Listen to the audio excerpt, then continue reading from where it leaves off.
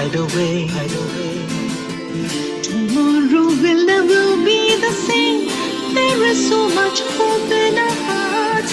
Brick by brick we shall overcome and walk right into a new start. Welcome to the brand new world. Give the children of our Mother Earth. Reach out your hands. Let us heal our earth together. Welcome to the brand new world.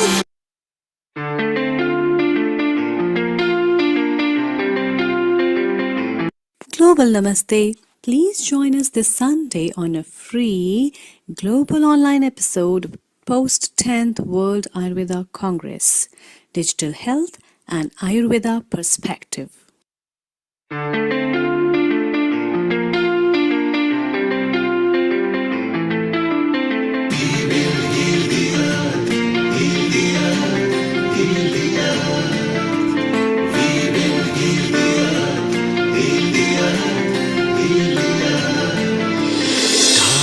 They can tell you stories which are brighter than yesterday. The streets have never been so quiet. The squirrels found a new hideaway. Tomorrow will never be the same. There is so much hope in our hearts. Brick by brick we shall overcome and walk right into a new start. Welcome to the brand new world. Give the children of our Mother Earth. Reach out your hands.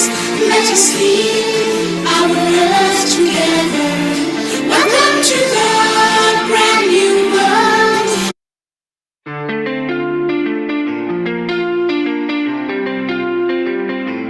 Global Namaste. Please join us this Sunday on a free global online episode post 10th World Ayurveda Congress, Digital Health and Ayurveda Perspective.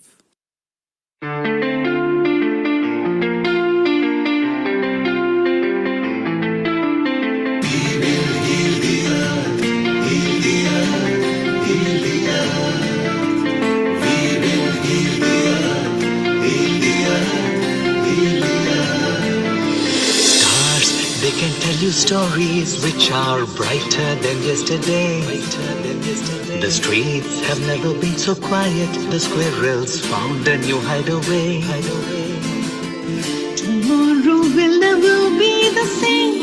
There is so much hope in our hearts. Brick by brick we shall overcome and walk right into a new start. Welcome to the brand new world. Give the children of our Mother Earth. Reach out your hands. Let us heal our earth together. Welcome to the brand new world.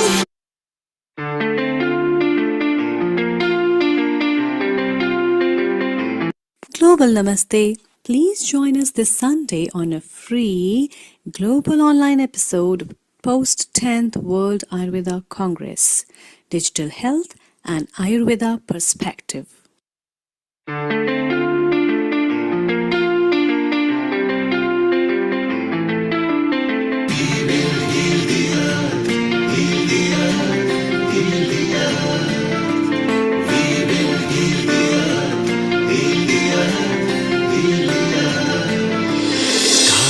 They can tell you stories which are brighter than yesterday.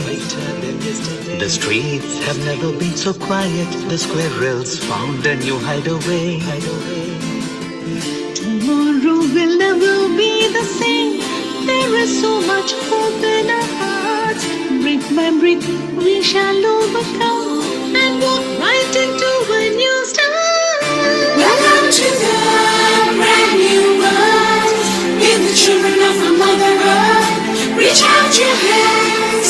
Let us heal our earth together.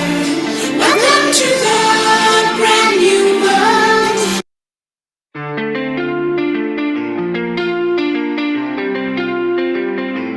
Global Namaste. Please join us this Sunday on a free global online episode post 10th World Ayurveda Congress, Digital Health and Ayurveda Perspective.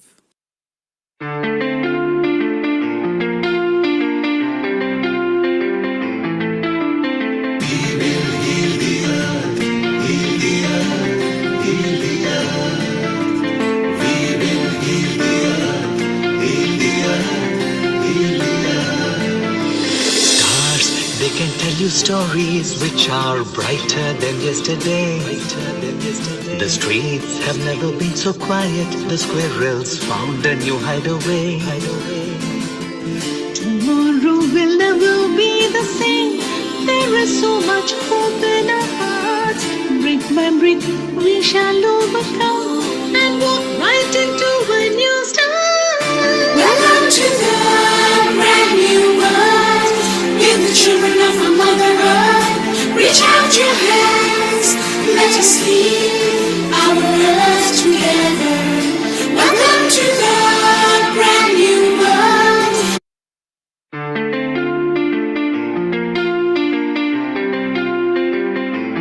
Global Namaste. Please join us this Sunday on a free global online episode post 10th World Ayurveda Congress, Digital Health and Ayurveda Perspective.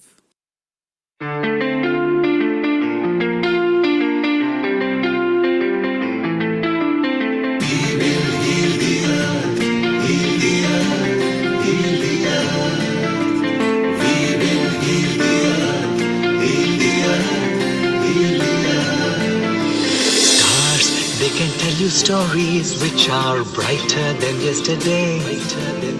The streets have never been so quiet. The squirrels found a new hideaway. Tomorrow will never be the same. There is so much hope in our hearts. Brick by brick, we shall overcome and walk right into a new start. Welcome to the brand new world. Give the children of our Mother Earth. Reach out your hands. Let us heal our earth together. Welcome to the brand new world.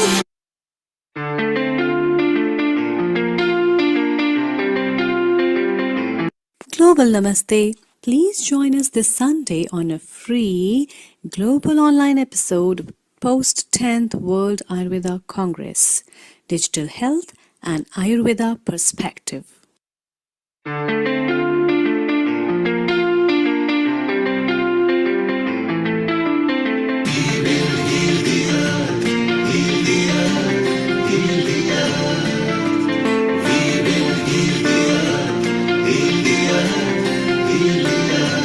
Stars, they can tell you stories which are brighter than yesterday. The streets have never been so quiet. The squirrels found a new hideaway. Tomorrow will never be the same. There is so much hope in our hearts. Brick by brick, we shall overcome and walk right into a new start. Welcome to the brand new world. Give the children of our Mother Earth. Reach out your hands. Let us heal our earth together. Welcome to the brand new world.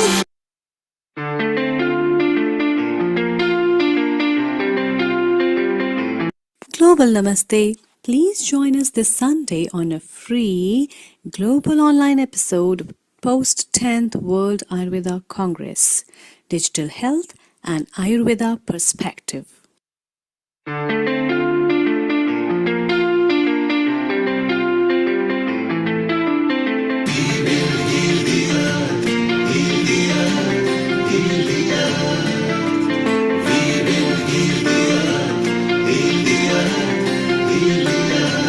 Stars, they can tell you stories which are brighter than yesterday. The streets have never been so quiet. The squirrels found a new hideaway. Tomorrow will never be the same. There is so much hope in our hearts. Brick by brick, we shall overcome and walk right into a new start. Welcome to the brand new world. Give the children of our Mother Earth. Reach out your hands. Let us heal our earth together. Welcome to the brand new world.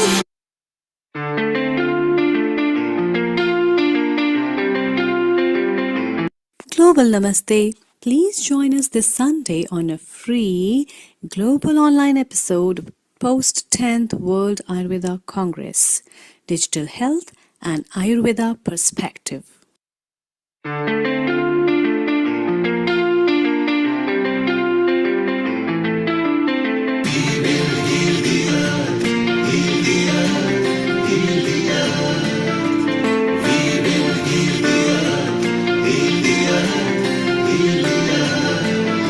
Stars, they can tell you stories which are brighter than yesterday.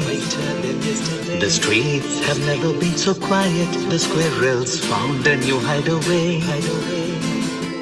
Tomorrow will never be the same. There is so much hope in our hearts. 10, 9, 8, 7, 6, 5, 4, 3, 2, 1. Double namaste. Good morning, good afternoon, and good evening to all the viewers of Healing Our Earth. This is Amrita Sharma welcoming you to another episode at Healing Our Earth. Today's episode is again a very special episode because it is dedicated on post 10th World Ayurveda Congress that was held on 12th to 15th of December 2024 at Dehradun in India. And to highlight the work that was done and to appreciate and acknowledge all that what was in this World Ayurveda Congress, we have this dedicated episode of today where we have experts from around the globe in the field of Ayurveda who have made a remarkable presence at the conference, as well as our expert potentials for the field, as well as for the progress in the field of Ayurveda. And that's why we will be coming shortly to you with all of them and also a lot of discussions, chit chats, and a lot more. But before that, let's dedicate today's episode to Lord Dhanvantri, the Dhanvantri Lord, which is the god of Ayurveda. Closing your eyes, taking a deep breath inside. You can hold any affirmation as your choice. Om Namami Dhanvantrimadideva Surasure Vandit Padpadmam Urvejara Rugubhay Mrityunashanam Dhataramisham Vibhidoshadhina Om Shanti Shanti Shanti.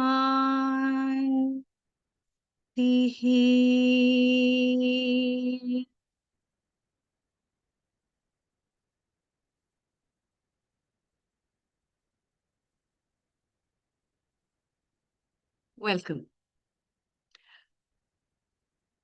This conference was not just an event, but a lot more, because it holds its own importance in its way, where people showcase their talent, where the traditional knowledge system is one of those core themes that India as a legacy is holding.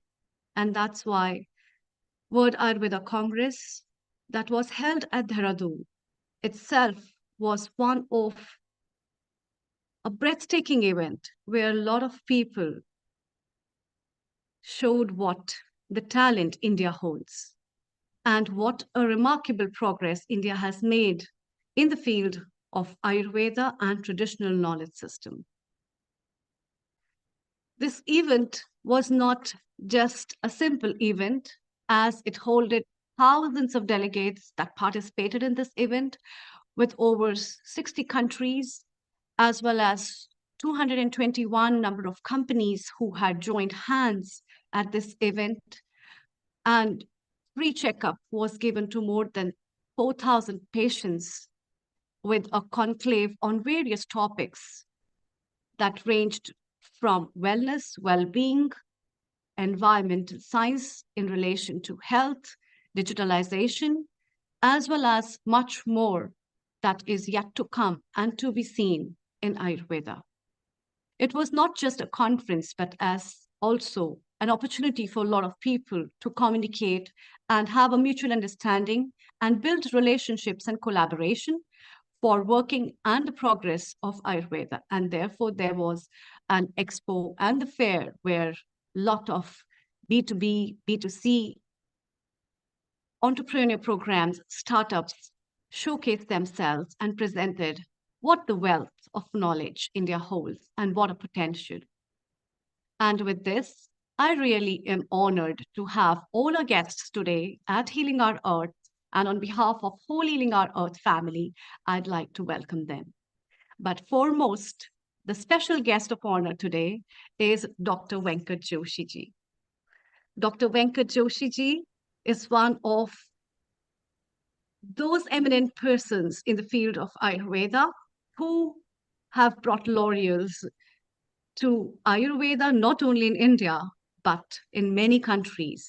And that's why it is our privilege to have him today with us as a part of our Healing Our Earth family.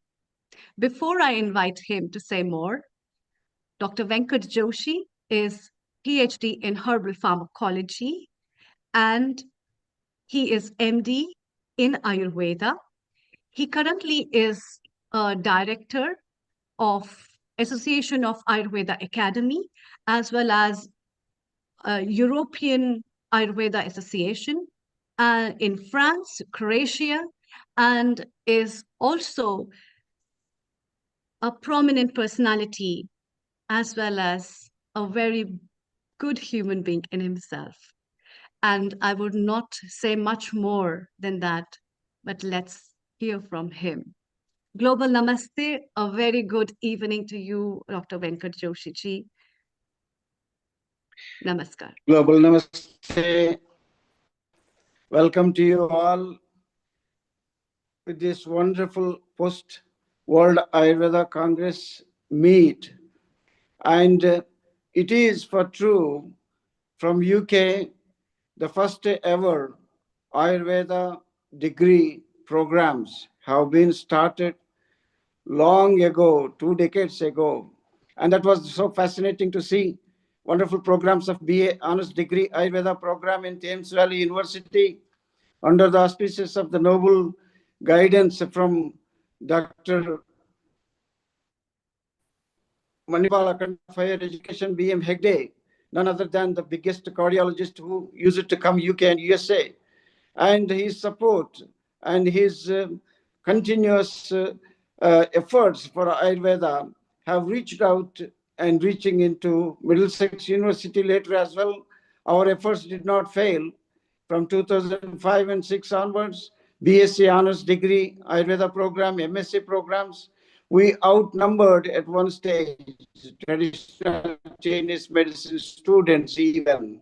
All the learned scholars, we have not less than 20 qualified professionals, doctors, surgeons who joined in Ayurveda. And it was wonderful to see in the United Kingdom. With our efforts being, with the support of parliamentarians as well, we were conducting regular programs. And with all these things now, recently with the Dehradun World Ayurveda Conference, the 10th World Ayurveda Conference, which was a big event, more than 10,000 members attending over 60 countries in representation. And there was international delegates, assembly and forum, and a united front into the association of associations is established, and it is working towards for the globalization of this Ayurveda, well reaching from in front as all the traditions should reach for the oneness into the One Health and One Nation policy of our beloved Honorable Prime Minister. And for these efforts, our association in United Kingdom and from France, Europe Ayurveda Academy, under the auspices of course, my colleague Dr. Suresh Swarnapuri, and first ever outside Bharat have been accredited by Ayush Ministry. So our curriculum and courses and the educational activities all are being registered under Rashtriya Ayurveda Vidyapit, an autonomous body under Ayush Ministry. So we are looking forward now to re-enter into the university structure, and that is our priority, and to enrich the knowledge for the younger generations to carry this torch ever to glow for the mighty, mighty futuristic form of the oneness of this health into the prevention and as well as betterment for communicable disease, non-communicable diseases. And Ayurveda is offering in the different aspects of the lifestyle changes and recommendations from Ayush Ahar, which is the biggest gala now going on. And this is what the global Namaste and Healing Earth is a part of our journey into the UK for future hosting a big event under Neil Kumarji and as well as Dr. Amrita is supporting well. I welcome you all for this wonderful meet. I look forward to hear all the participants over here and with all the names you can, Amritaji can talk about Judge Beria. Unfortunately, I'm in the one meeting in Gorakhpur. That's the reason why I did not have this laptop. Anyway, I wish you all success. I would like to hear more into the participation. Over to you, Dr. Amrita. Thank you, Dr. Venkat Joshi ji. As you are the lead of today's episode, and it's really a privilege to have you talking about and especially about the accreditation that the institute has got through Rashtra Ayurveda Vidyapeeth outside India, which is one of the remarkable things that I think every practitioner aims to and is a dream for, to bring Ayurveda at the global platform. And with that, it's time to welcome other guests. So thank you very much, Dr. Venkat Joshi ji. Please stay online and stay with us. We'll be inviting our next guest, Dr. Harsha, who is from Germany, but presently is in India because she was a part of the 10th World Ayurveda Congress. And she's a speaker, she's an author, a doctor. She helps execute people become more healthy and tells them the vital tips. And she is author of many, many books I can see. And uh, she herself holds a lot of things because she is an engineer for production technology and also a lot more. And she offers online consultations. Global Namaste and most welcome, Dr. Harsha. You. So, what can I share? I will share first. It was an amazing congress in Dehradun. I felt so revitalized in Ayurveda. I mean, we are anyway globalizing Ayurveda, as I'm the president of European Ayurveda Association, and I'm just on fire for Ayurveda. So I found it an amazing step, which was done through digital health and Ayurveda. So it is like we will have new innovations. What is already used like in the allopathy, we will use in Ayurveda, and we will be so advanced. And this was amazing to see and to hear. And even the observatory, which is planned, so we can share data, we can share research, so we can internationally work together. This I found amazing. And then there was founded the International Association of Associations. And this will be very helpful for sharing data. So the educational standards, the product regulation, the research. So it will be very easy to get into every country. So we have all the associations in different countries. And this, with this Association of Associations, it will be much easier and much faster to share the data. Then more research has to be done, of course. And yeah, we need research. We need to have the universities, the medical universities in our research. So this means what is my personal, I don't know, my love, my life is now a project which I like to share with you. So we are, I'm the project manager to integrate Ayurveda in the acute mental hospital. And this is something really new, and I really love it because it can be a pilot project for all the psychiatric hospitals in the world. And of course, we need to do research. So the university told me already, the clinic in Chatras in East Germany, no, we don't have money. So, okay, we will need to have sponsorship. So to show the world how effective Ayurveda is when we give some Shodhana therapies, when we give the right nutrition to the patients, so they won't feel all these bad, heavy side effects from the drugs, so we can use lesser drugs. And this will be very valuable even for the insurance companies who have to pay for them. So what I like to see is like Ayurveda in every hospital. We have to integrate Ayurveda together with the normal Western medicine to show how strong this is, to give the encouragement to all and everybody. And I know from my long experience of treating patients with Ayurveda, how well they feel. You know, they come in very tired, very bad, and suddenly after a few weeks, they are smiling, they are full of life, they are happy. And when we can show that, you know, we need to put this on the big screen, the outcome of Ayurveda, because when we keep it in our nice corner of Ayurveda, it's not enough. We have to share it with the other medical professionals. So this means I like what Dr. Vikanta Joshi does, and that his beautiful study program got accredited by Ayush. That's so amazing. But what else we need, we need to teach all the medical professionals. We need to have lots of nutritional advisors. We need Ayurvedic health consultants who go in the other levels of Ayurveda. Not everybody is a doctor. So we need to put it out in the kindergartens, in the schools, in the companies, in the old people's home, in the hospice. So, because if people eat the proper food and do little things, a little bit of yoga, a little bit of pranayama, a little bit of meditation, you know, this gives such a good life. So I was accompanying people when they died. So I was there and we prepared them with Ayurveda, and they would leave so easy and not this holding back. So this I wanted to share with you. If you have any other questions, I'm ready to answer. Amrita. Thank you.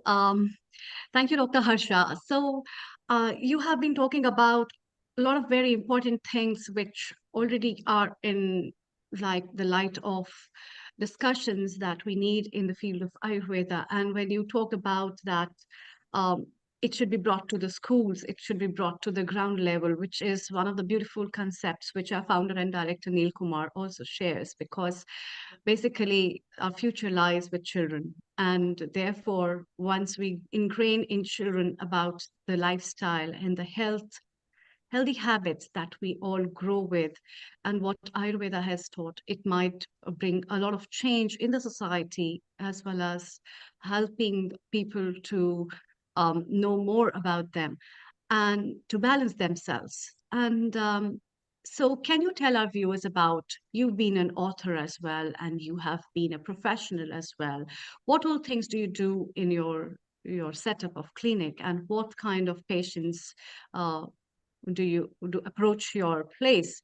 And what is the situation, because you're from Germany, and what is the present current situation about Ayurveda and the practices of Ayurveda that you have felt? Over to you. Thank you.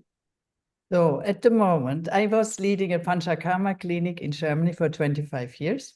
So I'm not having this anymore. I'm more into projects to really globalize Ayurveda. So when I'm invited to a project, then I will bring Ayurveda in. And sometimes I am still helping out in an Ayurveda clinic on Madeira, in the island, when they are short of people, because I love Panchakarma cures, and I like to design the programs. So this is what I'm actually doing. What was the other question again? The other question was, what kind of scenario do you think is Ayurveda holding in Germany? Like, what do you feel? Yes, People yes, I know. like Ayurveda? Do they know what is the popularity status of Ayurveda in Germany? What have you found? Right Thank you. now, it's not where we want to be. Right now, it is that medical doctors can practice Ayurveda freely, or health practitioners. So they can do it, but in a private practice. So you are not allowed to do it in the hospital, basically, because you need to stick to your allopathic medicine. So when you're on duty, you have to treat with allopathic medicine. So the other people, like say Ayurvedic therapists, if they give hands-on, so they give Abhyanga or they give all the nice treatments, they can do it, but it's not protected as a profession. And people can give Ayurvedic lifestyle coaching. It is not protected. So it is not a safe frame. So that's why we need to have more educational programs to include that, to make it a proper profession, so make it proper professions. So yeah, unfortunately, we are not so far. So maybe more doctors who learn and studied Ayurveda, the most of them, they go back to do allopathy because you don't earn much money, because the patients need to pay out of their pocket. So, but sometimes they do it in the following way, like they have Wednesday afternoon, the doctor's office is usually closed, and then they take Ayurvedic patients. So private clinics, private Panchakarma clinics, hotels, that works because people pay out of their pocket. So this means it's now a medicine for the rich people and not for the normal people. That's why I'm so enthusiastic about this project in Germany, in the psychiatry, because their normal patients come, it is paid by the public insurance. Just there, the people can come with the just public insurance, normal people. And that's what I like the most. We need to get there that everybody can afford Ayurveda. And right now it is not like this in Germany. That's why I like these projects and to put it in everywhere. So because it makes the whole society healthier and happier. So, and we need to do proper Ayurveda treatments, not just a little bit of Abhyanga, but proper Shodhana therapies in the clinic. So that's what we need. Perfect. We also have our senior resident panelist, Vaidya Rajan Patankar. Before I move to him, my one question to you is that when you talk about Panchakarma, what kind of therapies are you allowed to offer in Germany? All five, normal. You do All Purva, five. all the five. Yes, that's what I always did. So we do all what is needed, or we did all what is needed. This is not possible in private hotels. Like people go as a private patient, so they would have fear. So Vaman is not possible, and Virechan, yes, but not too strong, and enema. So they need to do it themselves, but we did it all. We need to have all the therapies. Otherwise, it's no Panchakarma. You can't call it this way. Yeah, wonderful. We'll be shortly moving to Argentina with Dr. George, but Global Namaste, Vaidya Rajan Patankar ji. It's a delight to have you in today's program as well. And as you are such an eminent expert in Ayurveda field yourself, what have you to say in over a minute on Dr. Harsha, what she is been practicing in Germany? Over to you. Thank you. Thank you, and global namaste to all of you.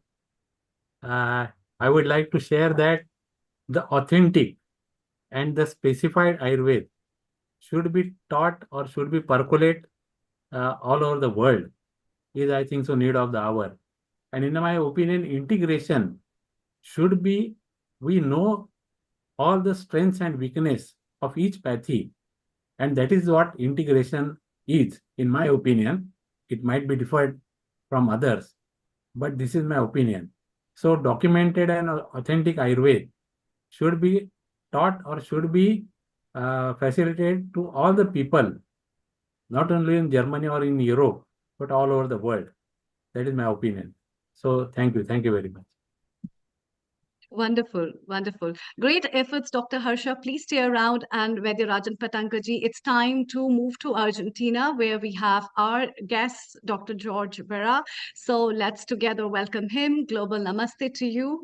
He is Director of different postgraduate courses in Ayurvedic medicine during the last 25 years, including Argentine Medical Association, Argentine Catholic University, and University of Gran Rosario.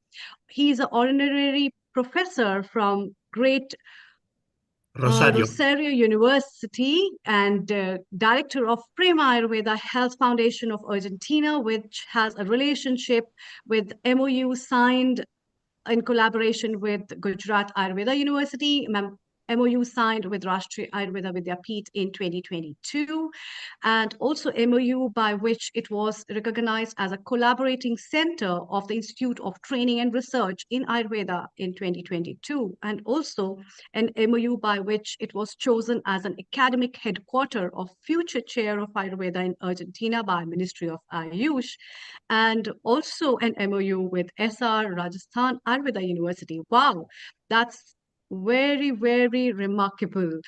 A warm welcome to you, Dr. George. Global Hello to Namaste. you. Good afternoon to you. Good morning for me in Argentina. Very happy Good to see morning Dr. to Karls you. and Dr. Prativa and Vasudeva Kutumbakan to all of us. Okay, may I begin sharing some? When I received the schedule of the World Ayurveda Congress, it were 186 pages, and I thought, okay, 20 pages or 10 pages of the scientific session and 150 pages of announcements, advertisement. Really, it were 186 pages of sessions, scientific sessions, oral sessions, poster sessions, and that's very important to share how the Ayurveda community, not only in India but abroad, is Ayurveda is not one static medicine. Ayurveda is a live medicine, and this World Ayurveda Congress has been a very remarkable step in that sense. And what is your experience on what all were the highlights about the conference that brought into light by yourself and taking back to Argentina? How do you think the framework of the rules, policies, and other framework on the legalization of Ayurveda practices, as well as the traditional therapies being taken over, should work or have worked in over time? Over to you. Thank you. I want to share with you that I had participated last in 5 sessions, and one of them, it was at the International Delegates Assembly. Other, it was presenting our research with almost 3,000 medical doctors in Argentina. Other, it was related with the opinion of the medical doctors in Argentina about the effectiveness of Ayurveda. And other, it was related with this ashwagandha issue after this Denmark panel, not the Denmark document. And the last one, for me, it's likely the most important, the quantum leap that Ayurveda will face in less than 1 month. Just beginning, from the very beginning, in the International Delegates Assembly, we presented our experience about related with education. We are conducting university courses on Ayurveda for the last 25 years in different universities. Right now at the Argentina Medical Association, Great Rosario University, and we are beginning in a few months at the Argentine Catholic University. And during these last 3 decades, we have trained more than 6,000 students at our institution. Well, between 1,500 to 2,000 of them are medical doctors. And there is a very good acceptance for us. Our most important return, our gift, teaching Ayurveda, is that medical doctors say that after finishing the Ayurvedic courses, they are reconnecting with their vocation to help people after being in contact with Ayurveda. You know that when we began to study modern medicine, I love modern medicine, and I'm in Ayurveda because I love modern medicine. I think that modern medicine is correct, but it is incomplete, and it's completed with Ayurveda. And when you began to study modern medicine, there is all in pieces. but Ayurveda allows us to integrate body, mind, and soul, nature, the families, and so on. That's very, very important. And then this situation that the medical doctors feel reconnected with the vocation to serve people, for us is very, very important. The second point that I want to share with you, during these years, we have conducted one research. We look for the opinion of 3,400 medical doctors, 2,758 of them are from Argentina, medical doctors who are not related with Ayurveda. And we have asked them about 3 points. The research is more extensive, but I want to share with you only about 3 points. First of all, we asked the medical doctors. I insist they are not connected with Ayurveda. They don't know nothing. They know nothing about Ayurveda. If Ayurveda should be taught at the UG level, at the Faculty of Medicine. 50% of these 2,758 medical doctors, they say that Ayurveda should be taught at the UG level. And 70% of the medical doctors, same number, they say that Ayurveda should be a PG course at the university level. And that's very, very important. Regarding the other point is regarding the effectiveness of Ayurveda. 60% of them, they say that they don't know if Ayurveda is effective or not. And a group, they said that I don't want to bring opinion.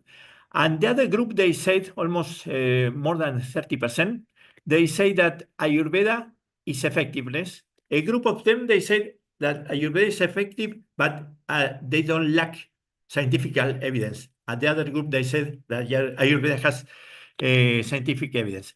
We have conducted this research along 20 years, and it's very important because at the very beginning, they much more people, they say that they don't know if Ayurveda is effective or not, and this percentage has increased more than 50% along these 20 years. Then it's very important. I think that it's related with the global issues, globalization of Ayurveda, the impact of the actions of Minister of Ayush, and of course we are helping a little with our work at the association at university levels. Just I want to share with you one thing. We began to study Ayurveda more than 35 years ago. And when we, after learning, after practicing, and when we want to share Ayurveda with all our community, at that moment, the yoga center, the doors were open to us to teach Ayurveda there. But we prefer to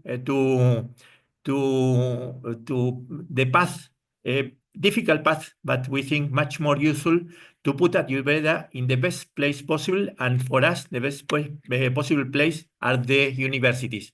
The universities are the places where the new ideas are discussing with traditional forms. That's very important. And it's a place to spread the knowledge to different places.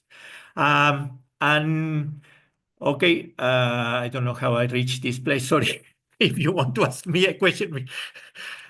No, that's really wonderful. This is what we wanted to know actually, and how the traveling journey of yours from over these 35 years, and how the progress of Ayurveda, the word Ayurveda, which people from the Far East sometimes was like an unknown word to them, is pretty familiarized now. And it is just because of the efforts of people like all of you who have been in these parts of the world, spreading the word of mouth, as well as the belief system. Where will the faith build in? The faith will build in from your own self, from the soul self of who are the people who will be taking this along to have a belief system of what I live in Ayurveda, so is the life in Ayurveda. And that's why I think this is a very good point that you have placed forward, that rather than putting Ayurveda in the pit pockets of just yoga centers globally, it should come to university level where people really start up with the research work, and people put in their efforts to have an work with the academy where people can work and think more about it. So what kind of progress in terms of research has been there in Argentina, as you have tie up with a lot of universities? Are there any specific researches that are taking place? Can you just throw some light on us for Yes. our viewers? Over Yes, to you. I want to. Thank you. I had been previously to World Ayurveda Congress. I had been in Aroja, the research congress from All India Institute of Ayurveda, and from Delhi I went back to Argentina, to Malaysia for WHO. I want to share also that experience, and later Argentina, later to India again. It was in less than 45 days. I want to share that, and that's very important. We conducted a research with almost very critically ill patients, which the only solution was heart transplant. Patients with cardiac failure, ill terminal patients in a very remote area in Argentina, illiterate patients in a very poor area during pandemic. And these patients, they have only the option of very expensive medicines, which is not possible for them, or whatever. And we conducted a research including 57 patients. It's a good number. Of course, this is not double blind. This is not, that's only a beginning work. And 32 patients, they wanted to be included in this Ayurvedic protocol. This Ayurvedic protocol has dinacharya suggestions and also nutritional suggestions with the adaptation to the Argentinian food for the very low income people in the almost 1,000 kilometers from Argentina. That's that with our local food. And 25 person, they say, no, we will continue with our food. This was during pandemic. And of these 25 patients, 8 patients died during the first 6 months of the non-treated, non-Ayurvedic group. And only 2 patients of these 32 patients from the Ayurvedic group. And we've seen other very low requirement of hospitalization, better maintenance of the dry weight. You know that for cardiac failure patients, they manage well the water, they produce edema, Yes. and so on.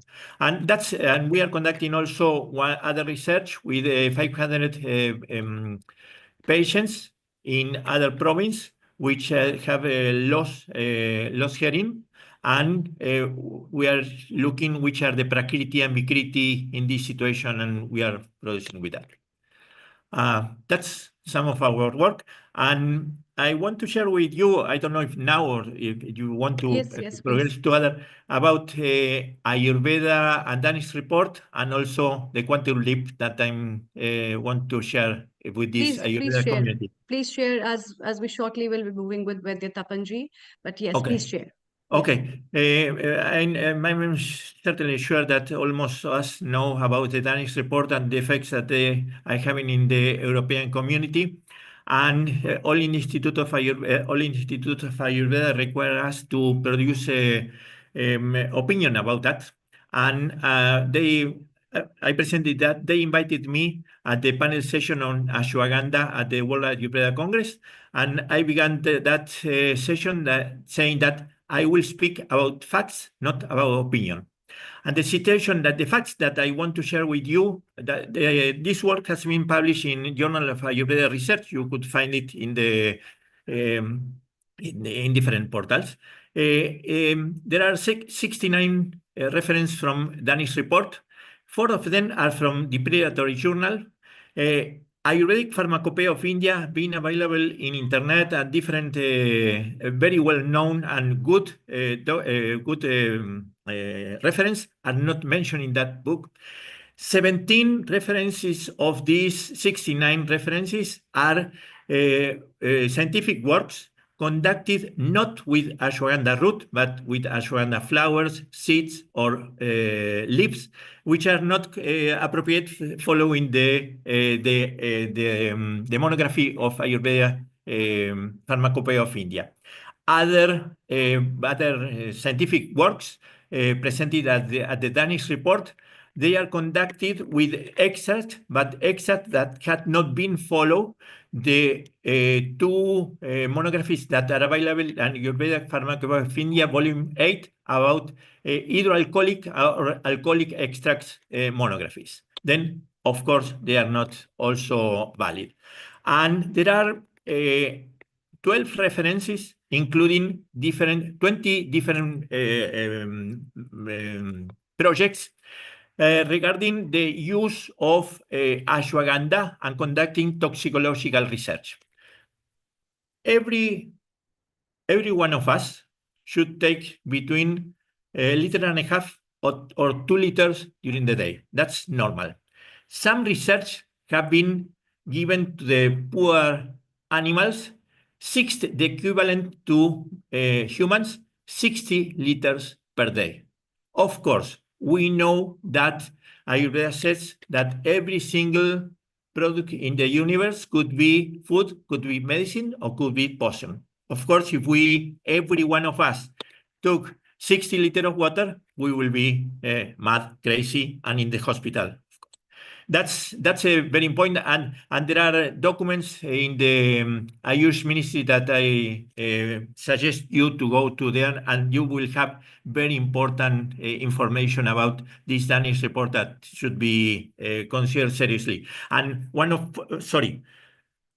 Danish report, they say that Ayurveda is abortifacient. We have I guess that all of you know PubMed. We went to PubMed. There is no single, and we are very good searching scientific literature. There is no single report about abortifacient Ayurveda of ashwagandha at PubMed. And we had gone also in a proper way through all Charaka Samhita, Susutra Samhita, Astanga Hridaya. There is no single reference of Ayurveda, Witania somnifera, ashwagandha, or ashwagandha related with abortifacient effect. Then they said in the Danish report, they refer to Ayurvedic American Herbal Pharmacopoeia. And if any one of you are going to American Herbal Pharmacopoeia, in the landing page, in the portal, in the first, the first things that you are seeing is that about the false claims that the Danish report is saying, because the WHO, which is the reference for the Danish report, is not appropriate mentioned in that pharmacopoeia. Okay, it's a lot of things, and I'm sure that if any one of us is asked which is the medicinal plant for traditional Chinese medicine, immediately we think ginseng. If any one of us asks which is a medicinal plant from Ayurveda, it's ashwagandha. Then there are also things. This is opinion, but in our work we have presented also facts, and that's very good facts also. Yeah, that's very nice. Yes, may I mention about WHO? Keeping the time frame. Yes. Yeah. But then this is one of the very important things. Sometimes we say, no, that partial knowledge is more dangerous than not knowing anything, actually. So some aspects are coming from there. And then a lot of people not knowing certain things can claim a lot of things, and the reports can go. And ashwagandha as a herb, known to be an icon of Ayurveda, is not really just one part of it, but it's very vast, and that has to be cleared. And that is why we have stalwarts like you all who are there to share with us all these things and facts and figure of what's the reality and what's behind. Let's have a quick comment from our founder and director, Neil Kumar. I would also like to introduce everyone to our founder and director at Healing Our Earth, Neil Kumar, who has putting his tremendous efforts from all these years ever since pandemic to bring people together and work on this mission of spreading education and entertainment for everyone. Global Namaste to you, Neil Kumar. A very warm welcome as well. And please meet Dr. George as well as Dr. Harsha from Argentina and Germany, respectively. Thank you. Over to you.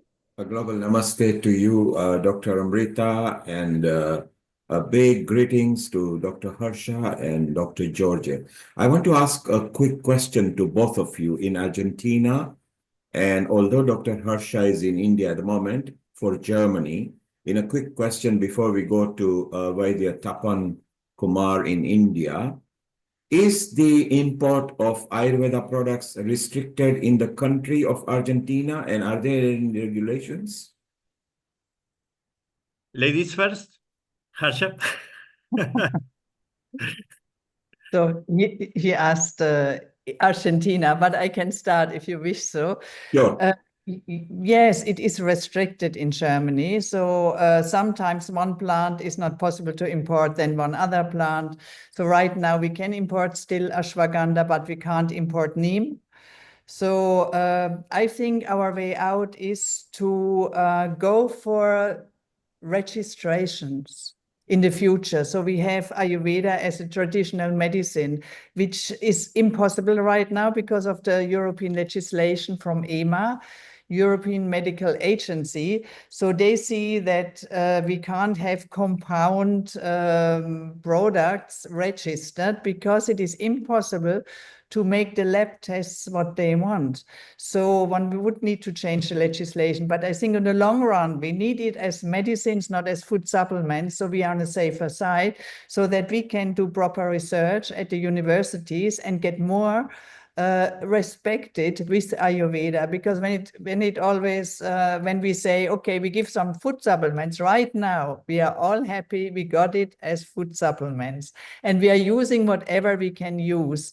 But it is very difficult and we need to make many tests, so the medicines get expensive because they require so many tests, bacteria and not only heavy metals. So and they want it for every batch in Germany. So it is getting really costly and we want to have it as a mainstream medicine. So it should be cheap, it should be available. And so it needs to be clean from India, it's clear. So maybe some tests need to be required because we have seen that heavy metal contamination was there where it shouldn't be.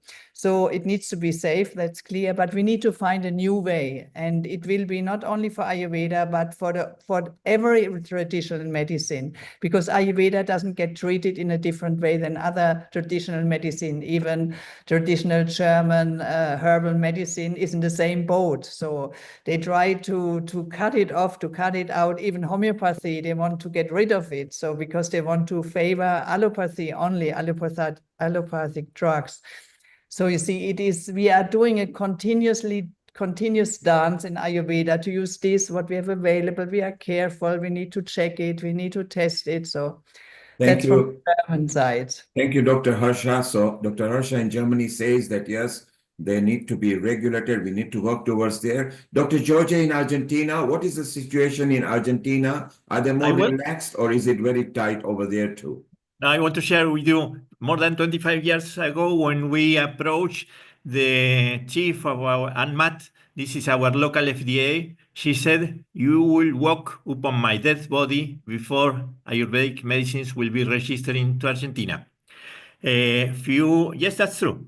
Less than 2 months ago, at the celebration of Ayurveda Day at the Argentinian Medical Association, it was a new director of ANMAT, our local FDA, and she was very happy and very glad, and she produced very good comments about Ayurveda, and that's the future.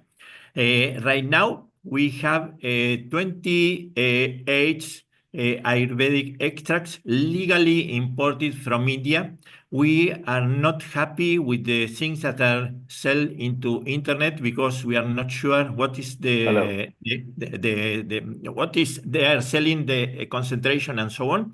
And these legally imported extracts could be prescribed legally by the medical doctors. In Argentina, I don't know, there are different regulations depending on the country. In Argentina, medical doctors are not allowed to sell medicines in their consulting offices. They should go to the specific and legally recognized pharmacy stores, and the medical doctors and also the patients that are using these legal imported extracts are very happy and they're seeing the benefits of their prescription.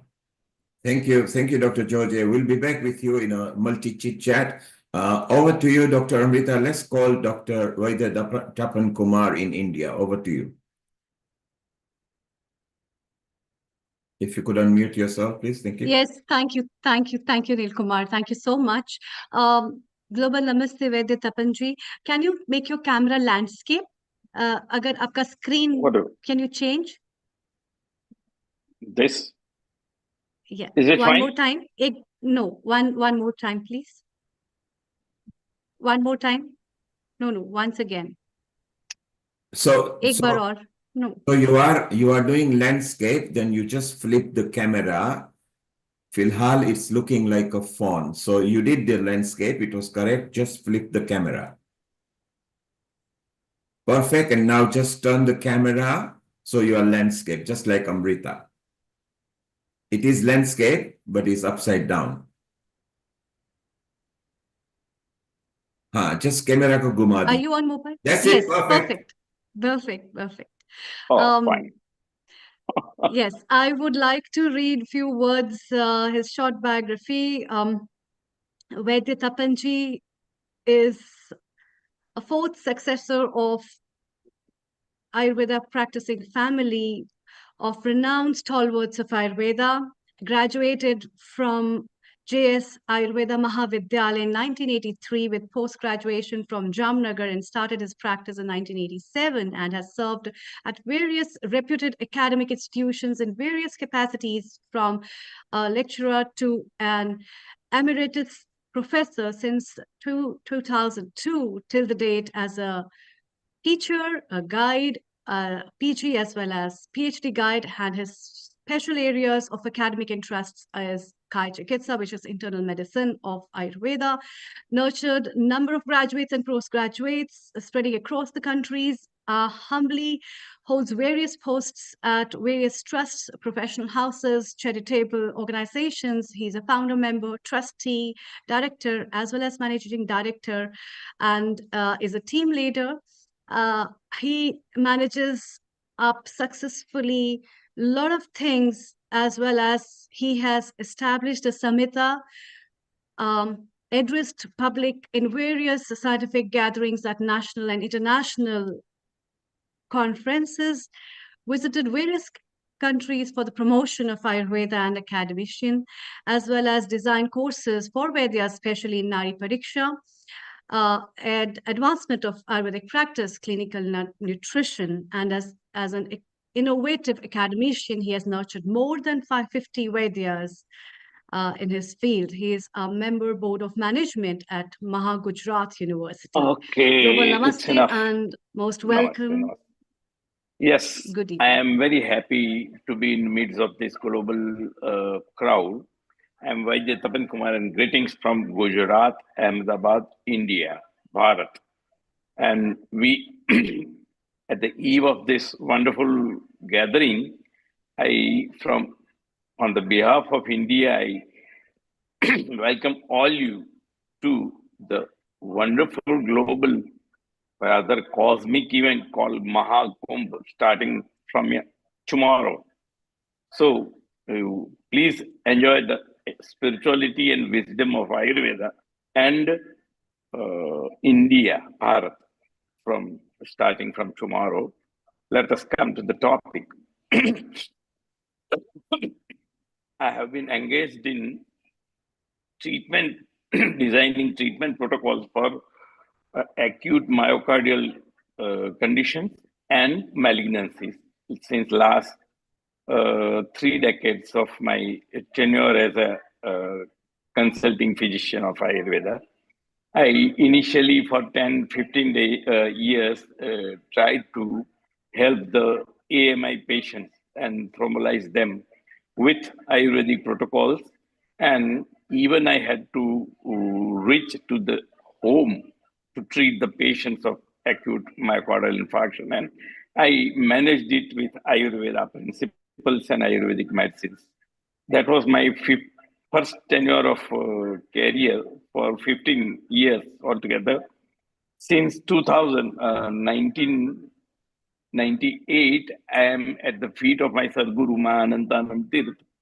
and I am trying to help the malignancy patients to keep their lives more qualitative and more enjoyable with the Ayurvedic therapies, Ayurvedic medicines, and Ayurvedic Panchakarma, specially designed Panchakarma protocols for malignant patients. It includes Rasayana and Panchakarma therapies. And this way, I have seen and witnessed under the feet of my Sadguru more than 40,000 patients of malignancy of various origins. And but at present, since last 5 to 8 years, I am totally dedicated in the assessment of patient with Ayurvedic principles, that is Do Dharma, that is Dosh, Dhatu, and Mal.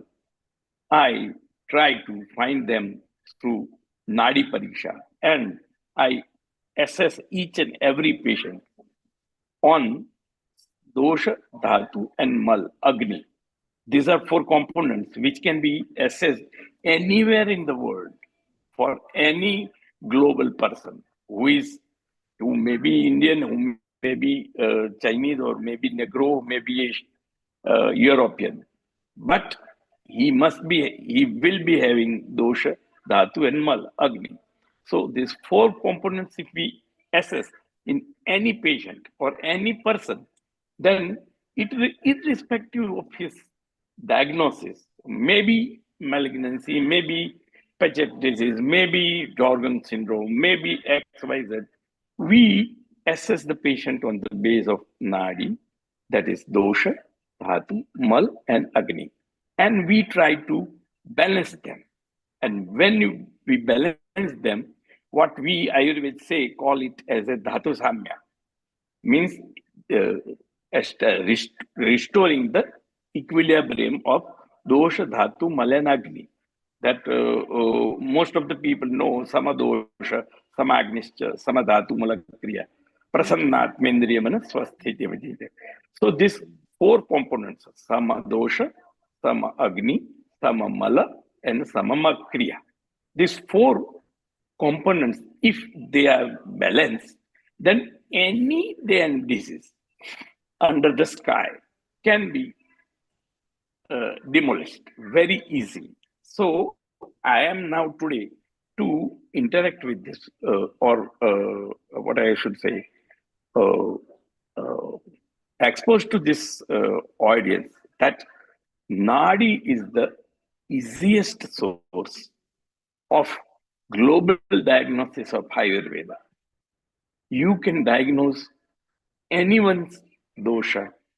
He may be Argentinian, he may be European, maybe Indian, maybe Chinese, maybe XYZ. But you can diagnose Vata, Pitta, Kapha, Rasa, Rakta, Mans, Med, Asti, Majja, Shukra through Nadi, and Mala through Nadi. And we can equilibrate, because when we are talking of one earth, one health, then we should have a common minimum.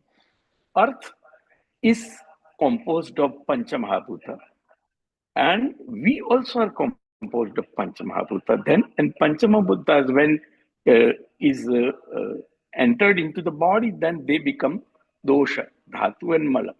So we can balance dosha, dhatu, and mal in 4 categories, and that way we can re-establish, restore dhatu samya. That is means samadosha, samagni, samadhatu, malakriya. This can be done by Ayurveda very easily, irrespective of any legal restrictions at any level. You can find out if there is an Asclepiaceae family plant in your country. Say about Argentina, you have Asclepiaceae family plant. Then you go for the Asclepiaceae plant of India, or their Rasa, Guna, Virya, Vipaka, and Prabhava. And most of the rest of the world's extrapediative plants will be having the same effect of dosha, dhatu, and malagni. So it is easy to find out an Argentinian plant which can work. Now you can understand Solanaceae. Solanaceae is a plant family. It is working on vata. This ashwagandha also is Solanaceae, and Solanaceae is working on vata. Axlepidiaceae is working on kleda. In that way, you can find out Anacardiaceae is working on cell biology. In this way, a family, Rasaguna Vidya Vipak is established, then it is very easy for everyone to treat the patient in their vicinity. If somebody is in China or somebody is in Uzbekistan, then he can identify a plant, its family, and similar family plants in Ayurvedic Materia Medica and match the Rasaguna Virya Vipaka and effect on dosha, effect on dhatu, effect on agni, and then he can treat it. Irrespective why he should be interested in ashwagandha from here, then we will produce a vacuum of ashwagandha over here in India. If the whole world is demanding for ashwagandha, then what India will do without ashwagandha? So you should find out Argentinian pharmacopoeia with vata, pitta, kapha, or dhatu, or mala and agni effect, and then you start. So at present, today, if we want to develop a one earth and one health, then we have to go for dosha, dhatu, mala, and agni, nadi pariksha, and assessment of each and every plant of your country in the perspective of dosha, dhatu, mal, rasa, guna, virya, vipak of Ayurveda. And then it can be globally practiced. So the principles of Ayurveda, dosha, dhatu, mala, agni, these are to be explored, these are to be assessed in each and every patient of the world, and we can treat by either Ayurvedic of India or Ayurveda of Germany, Ayurveda of Argentina, or Ayurveda of Turkmenistan. The whole world is full of herbs as presided with, provided that we interpret them into dosh, dhatu, and mal, then there will be no problem. You can utilize your herbs on the base of dosh, dhatu, and mal of your country's patients. Ayurveda depicts yasya desasya yo jantu tajjam tasya aushadam hitam. Means if you are Argentinian, then the medicines or the medicinal herbs of Argentina will be the suitable most. You do not go for ashwagandha, you do not go for Chyavanprasha. They are for Aryavarta or Indian subcontinent. They are suitable for Indian subcontinent.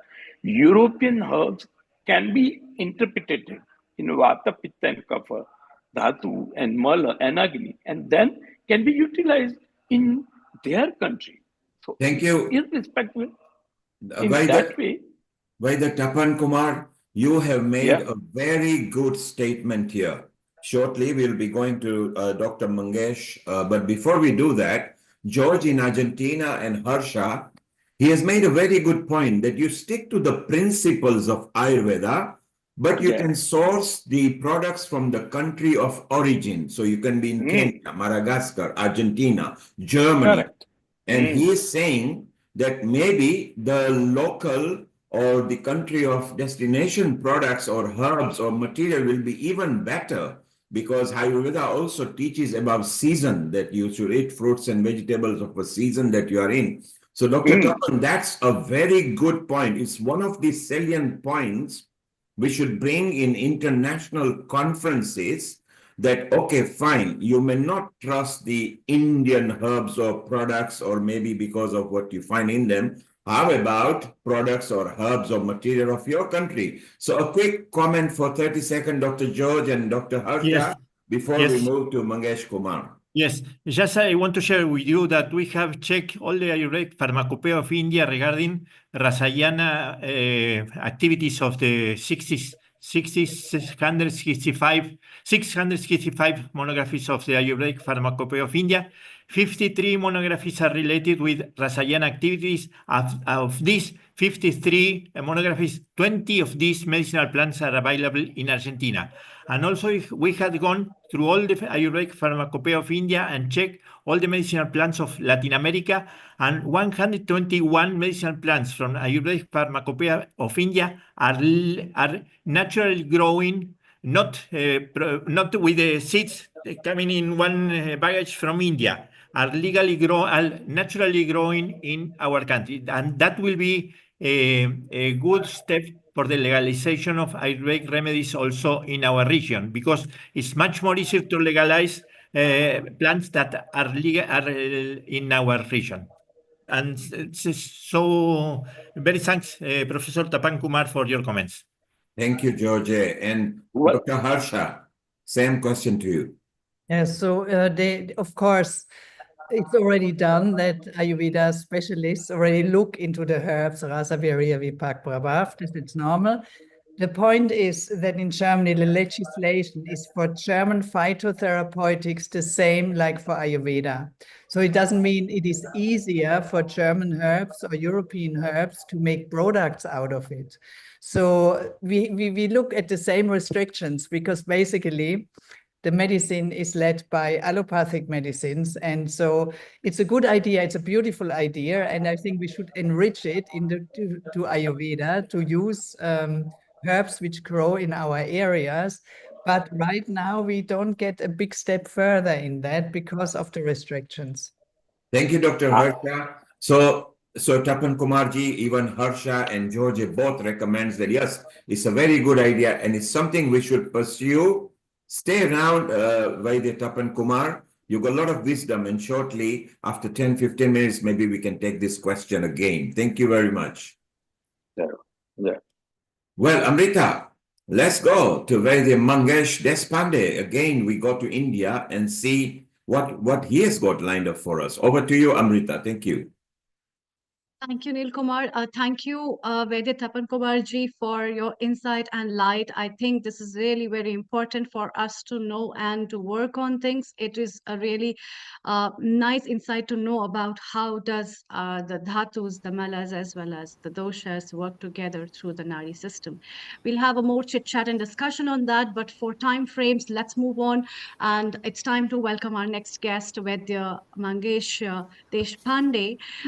He is a proprietor of Vedang Ayurveda and Panchakarma Clinic, as well as director of Orthoved Hospital and Dean of Orthoved Hospital.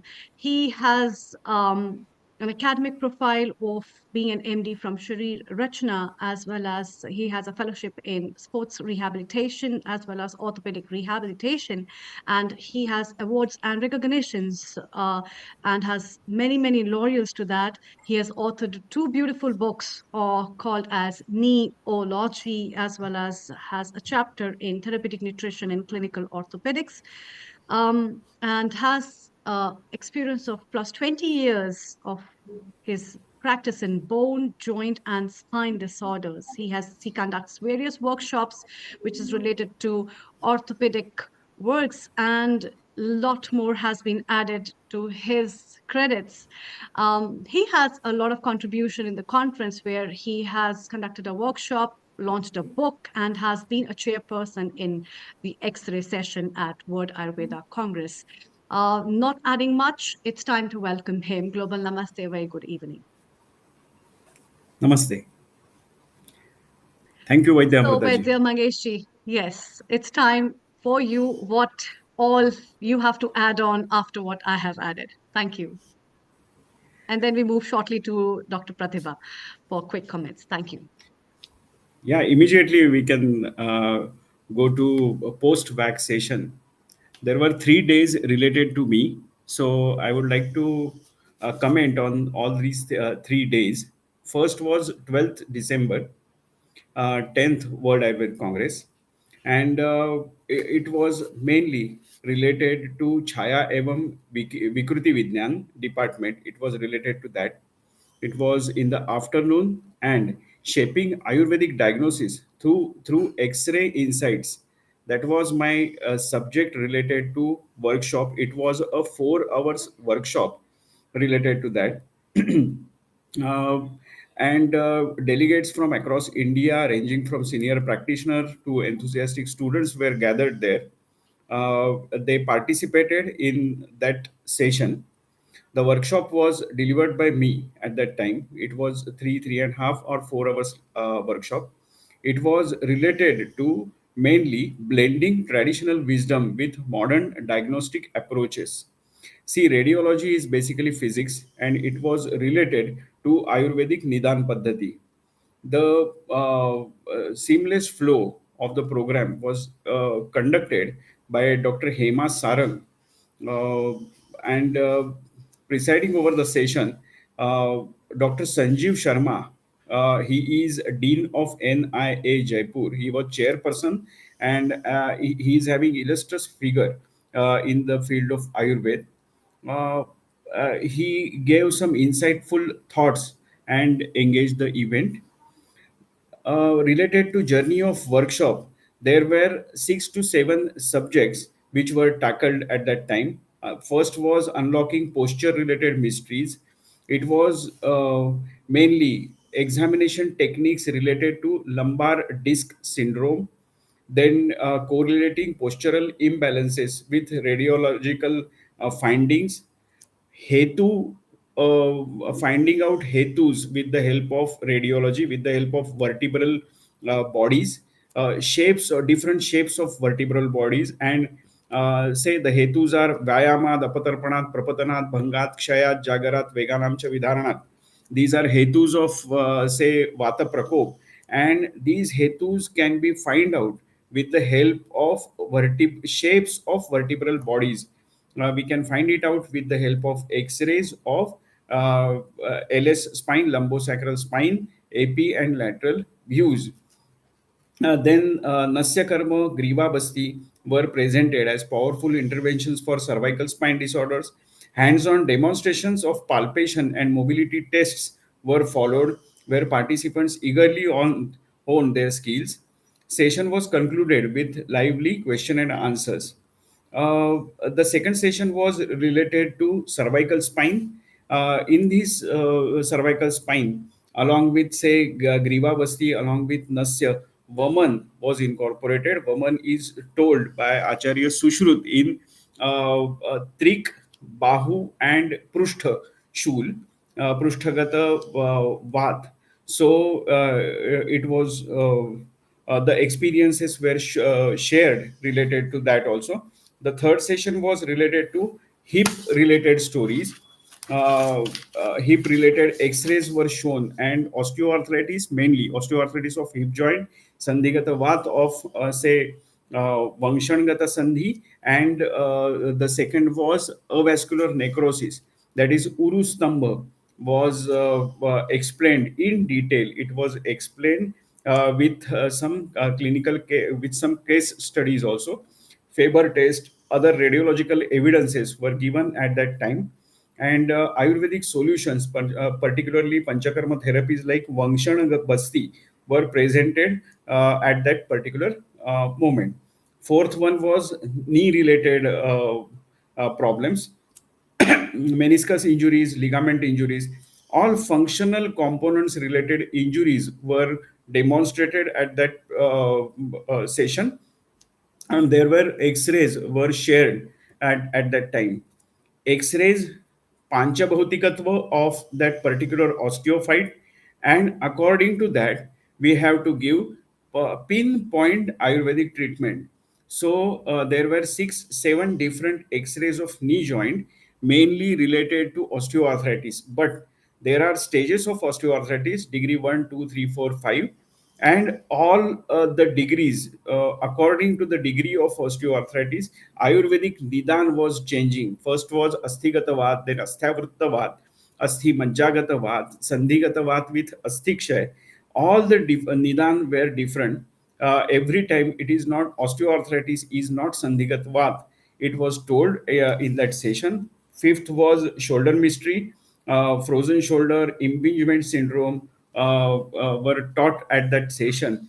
And with the help of X-rays, Bhagna Chikitsa plus bursitis, how to treat with the help of Ayurveda was detailed. It was detailed, shown in that shoulder mystery.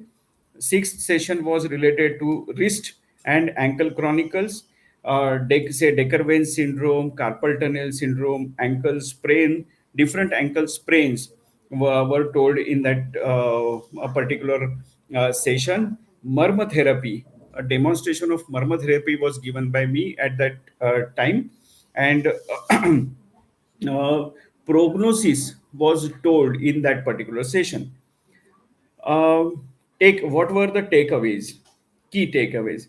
Uh, the chairperson delivered concluding remarks in that he lauded integration of radiological insights with Ayurvedic diagnosis.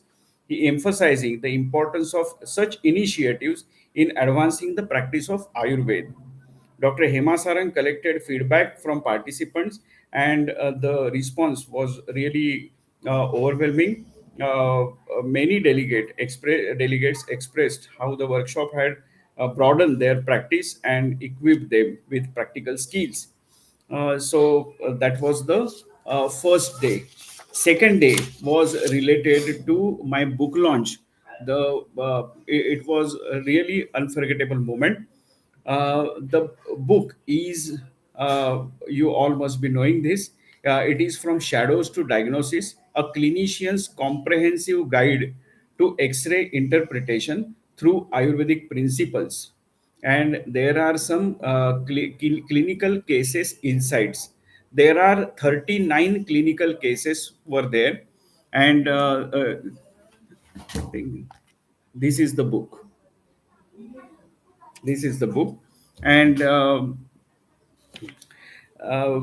it was at Grand Ganga Hall, and the Secretary of Ministry of Ayush, Government of India, Padma Shri Vaidyaraj Rajesh Kotecha graced this occasion as a chief guest. His presence alone lent immense weight to the event. But the list of dignitaries didn't stop there. Vaidya Jayanta Dev Pujari ji, he is chairman NCISM. Vaidya B.S. Prasad, president of Board of Ayurveda at NCISM. Vaidya Ravi Narayan Acharya ji, director general of CCRAS. Vaidya Pawan Kumar Godatwar, representing WHO, and the iconic Vaidya Namudri ji from Kotakkal Arya Vaidyashala were present at that. And the book represents years of research, years of practice, and say bridge between Ayurvedic principles and modern diagnostic. Padma Shri Vaidyaraj Kotecha ji delivered keynote address that truly moved us. He describes the book as the dawn of new epoch in Ayurvedic education. And really, those words were very great for me. Really, that stuck a chord deep within me, because it's exactly what I hope this book would achieve. It's not just a guide, it's a vision for how Ayurveda can evolve, how we can embrace technology like X ray imaging while staying true to our roots. Vaidya Jayanta Dev Pujari ji, Vaidya B.S. Prasad ji, who spoke about the potential of integrating this knowledge into Ayurvedic curriculum. To hear them discuss how From Shadows to Diagnosis could shape the education of future practitioners was really an honor. Discussion was continued with insights from Ravi Narayan Acharya ji, who highlighted how the book provides practical solutions to complex clinical challenges. And of course, Vaidya Pawan Kumarji was passionately spoke about the revolutionary potential of combining X-ray insights with Ayurvedic diagnostic tools. The highlight for the book was Vaidya Namudri also. The recipient of Bruhatri Ratna Award. He also held the book with a smile and blessed me. Uh, the It was really a magical moment. So you can also go through this book, From Shadows to Diagnosis, a clinician's comprehensive guide to X-ray interpretation. My first book was neurology. There were 36 clinical cases related to knee joint only. In that case, the five cases were this is the book. Thank you, Amritaji. Last one, the third day was workshop. It was related to integration of X-ray with Ayurvedic Nidan. It was radiologic, Shakiran. 15 plus participants were there, and there they were clinicians, students, professors also. Some people talked about terminologies and Ayurved correlation between X-rays and Ayurvedic terminology, clinical applications of X-ray and Ayurvedic treatment was told by some people, was presented by some people, and that workshop Yeah. was also a new event in World Ayurveda Congress. That was new invention, Thank you. and it was done by Vaidya Pavan Kumar Godatwar sir. So I Hmm. thank all these people, and it was very insightful and a different topic. First time it was introduced in the field of Ayurveda, not in World Ayurveda Congress. It was in Ayurveda, and right now Hmm. also they are talking about the research work. We are already joined them as research fellows for X-ray and Ayurvedic Nidan Paddhati. So Wonderful, wonderful, these were 3 wonderful. days seminar, and I'm happy with that. Thank you. Yeah, that adds on to digitalization and modernization of Ayurveda, starting up from the real book of Sushruta and bringing it back on the dimensions of medical history to turn on the page to take over. And let's have a quick comment from our founder and director Neil Kumar, and then we move to have comments from Pratibha Shah and take up a second or two of comment from Dr. George. Over to you, Neil Kumar. Thank you. Thank you, Dr. Amrita, and congratulations, Dr. Mangesh. You had a good report about the shadows to diagnosis. For those people who wish to know more about this, there's a good write-up in Amazon, and you can buy it as well. And even the famous Waterstone are promoting this. So well done, and congratulations, Dr. Mangesh, and stay around. We'll be with you shortly when we do chit chat. And thank you very much. Amrita, Thank you. Yes. let's tell people more about what MBCC stands for and what is happening there in IIT Mandi. So if you could tell us, and maybe we can share screen and show to the people. Yes. So thank you, Neil Kumar. We welcome everyone for this upcoming conference at IIT Mandi. The Indian Institute of Technology from the Department of Indian Knowledge System of Mental Health Application is hosting up a conference on Second International Conference on Mind, Brain and Consciousness, which will be held from 4th to 7th of June 2025. And it's across various themes on science of consciousness, theories of perception, quantum perception, cognitive psychology, um, as well as biomarkers, science of intelligence, Ayurveda, mental health, performing arts, IKS interventions on mental health, Indian philosophy, sleep and dream studies, wearable devices of Indian knowledge system, sensing technologies of IKS with AR and VR, as well as Indian knowledge system based on music therapies and music personality traits. The last date of paper submission and extended abstract submission is 21st of January 2025, and the registration charges are US dollars 150 for students and 300 USD for the faculty. You can log into the website https://ikshma at itmandiac.in MBCC 2025. We look forward to see you all at this beautiful place in Himachal at Indian Institute of Technology. Thank you, Neil And Kumar. Amrita, And is this open for anybody in any part of the world?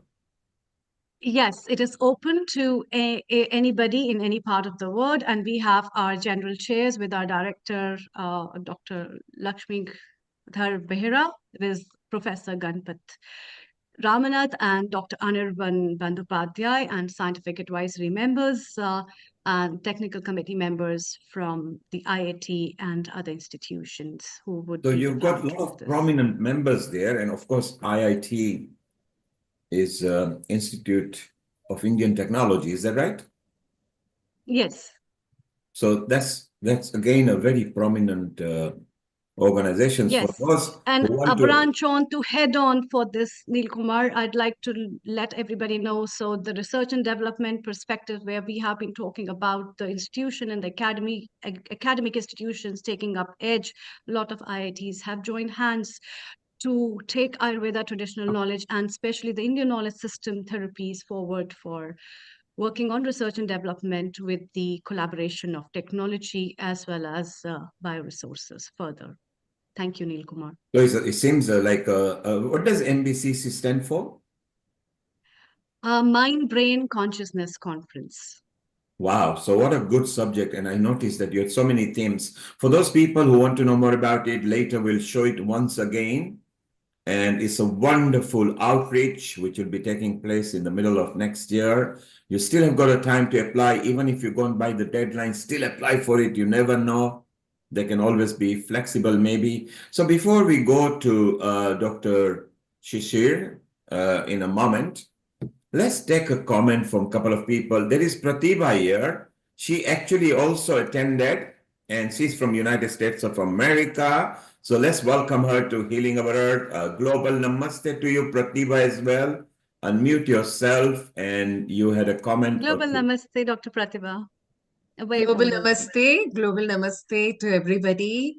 I'm not a scheduled speaker, but I came across the event and I saw my dear friends, Dr. Bera and Harsha and Abhijit is here. So I saw a lot of people and I thought, let me just jump on and just at least see That's them. your home, Dr. Pratibha. This is your home, and we are really very glad to have you. That's why your home, you don't Thank knock you. the doors, you just come in. So thank you so much. Absolutely, absolutely. And it's just wonderful to be back. I know we had connected briefly a couple years ago with Neil Kumar and Amrita, but happy to be back. Not to take too much time, and thank you for inviting me to say a few words. For me, it was my first WAC experience. I have been invited before, but for one reason or the other, I had not been able to attend. I was in the International Delegate Assembly, and I was very proud to represent my nonprofit in United States by the name of Global Council for Ayurveda Research. So we are. My background is from Ayush. I used to be in Ayush for 13 years before coming to US. And I'm actually the UPSC batchmate of Dr. Manoj Nesri and Dr. Dinesh Katoch, who are advisors. Dr. Katoch has moved on, but Dr. Nesri is still advisor. So we had come into Ayush together in 1992. And I was with Ayush in New Delhi for 13 years as a chief medical officer before coming to US in 2004. So in my 20 years here, one of the important things that I realized that we need research evidence data to be able to communicate with the other side of the care. So this nonprofit came from this idea. And one of the things that are reported in the IDA, and also before I talk about the very important development here in the US, I also want to mention that in this WAC, there was a new initiative, Association of Associations. I think Dr. Bera, Dr. Harsha will recall, Association of Associations. This was a new development where associations that are in different countries on different missions and visions have been brought together in this group that is being called, very rightly, Association of Associations. Very correct nomenclature. And we hope to continue to meet in these Association of Associations to truly form a global network of all the work that is being done towards the globalization of Ayurveda all around. So that was an important development. It is the first time it has happened. And here also, I was able to represent my nonprofit. Now, I just want to share this very important development that has happened in the US through and for my nonprofit. And then I will, let the scheduled speakers have their time. In November, my nonprofit, Global Council for Ayurveda Research, was invited to a historic initiative by National Institute of Health in United States. So NIH has an organization that is under the umbrella of NIH. It's called NCCIH, National Center for Complementary and Integrative Health. So in early 2024, we received an invitation to apply to become a member of a brand new coalition that was launching under NIH by the name of Whole Person Research Coalition. Whole Person Research Coalition. Now, whole person research is a word that I have been hearing for close to 20 years, all my time in the US. And this is really relevant to everybody here because whole person research is the model that is right for a system like Ayurveda or similar whole person systems like homeopathy or TCM, etc.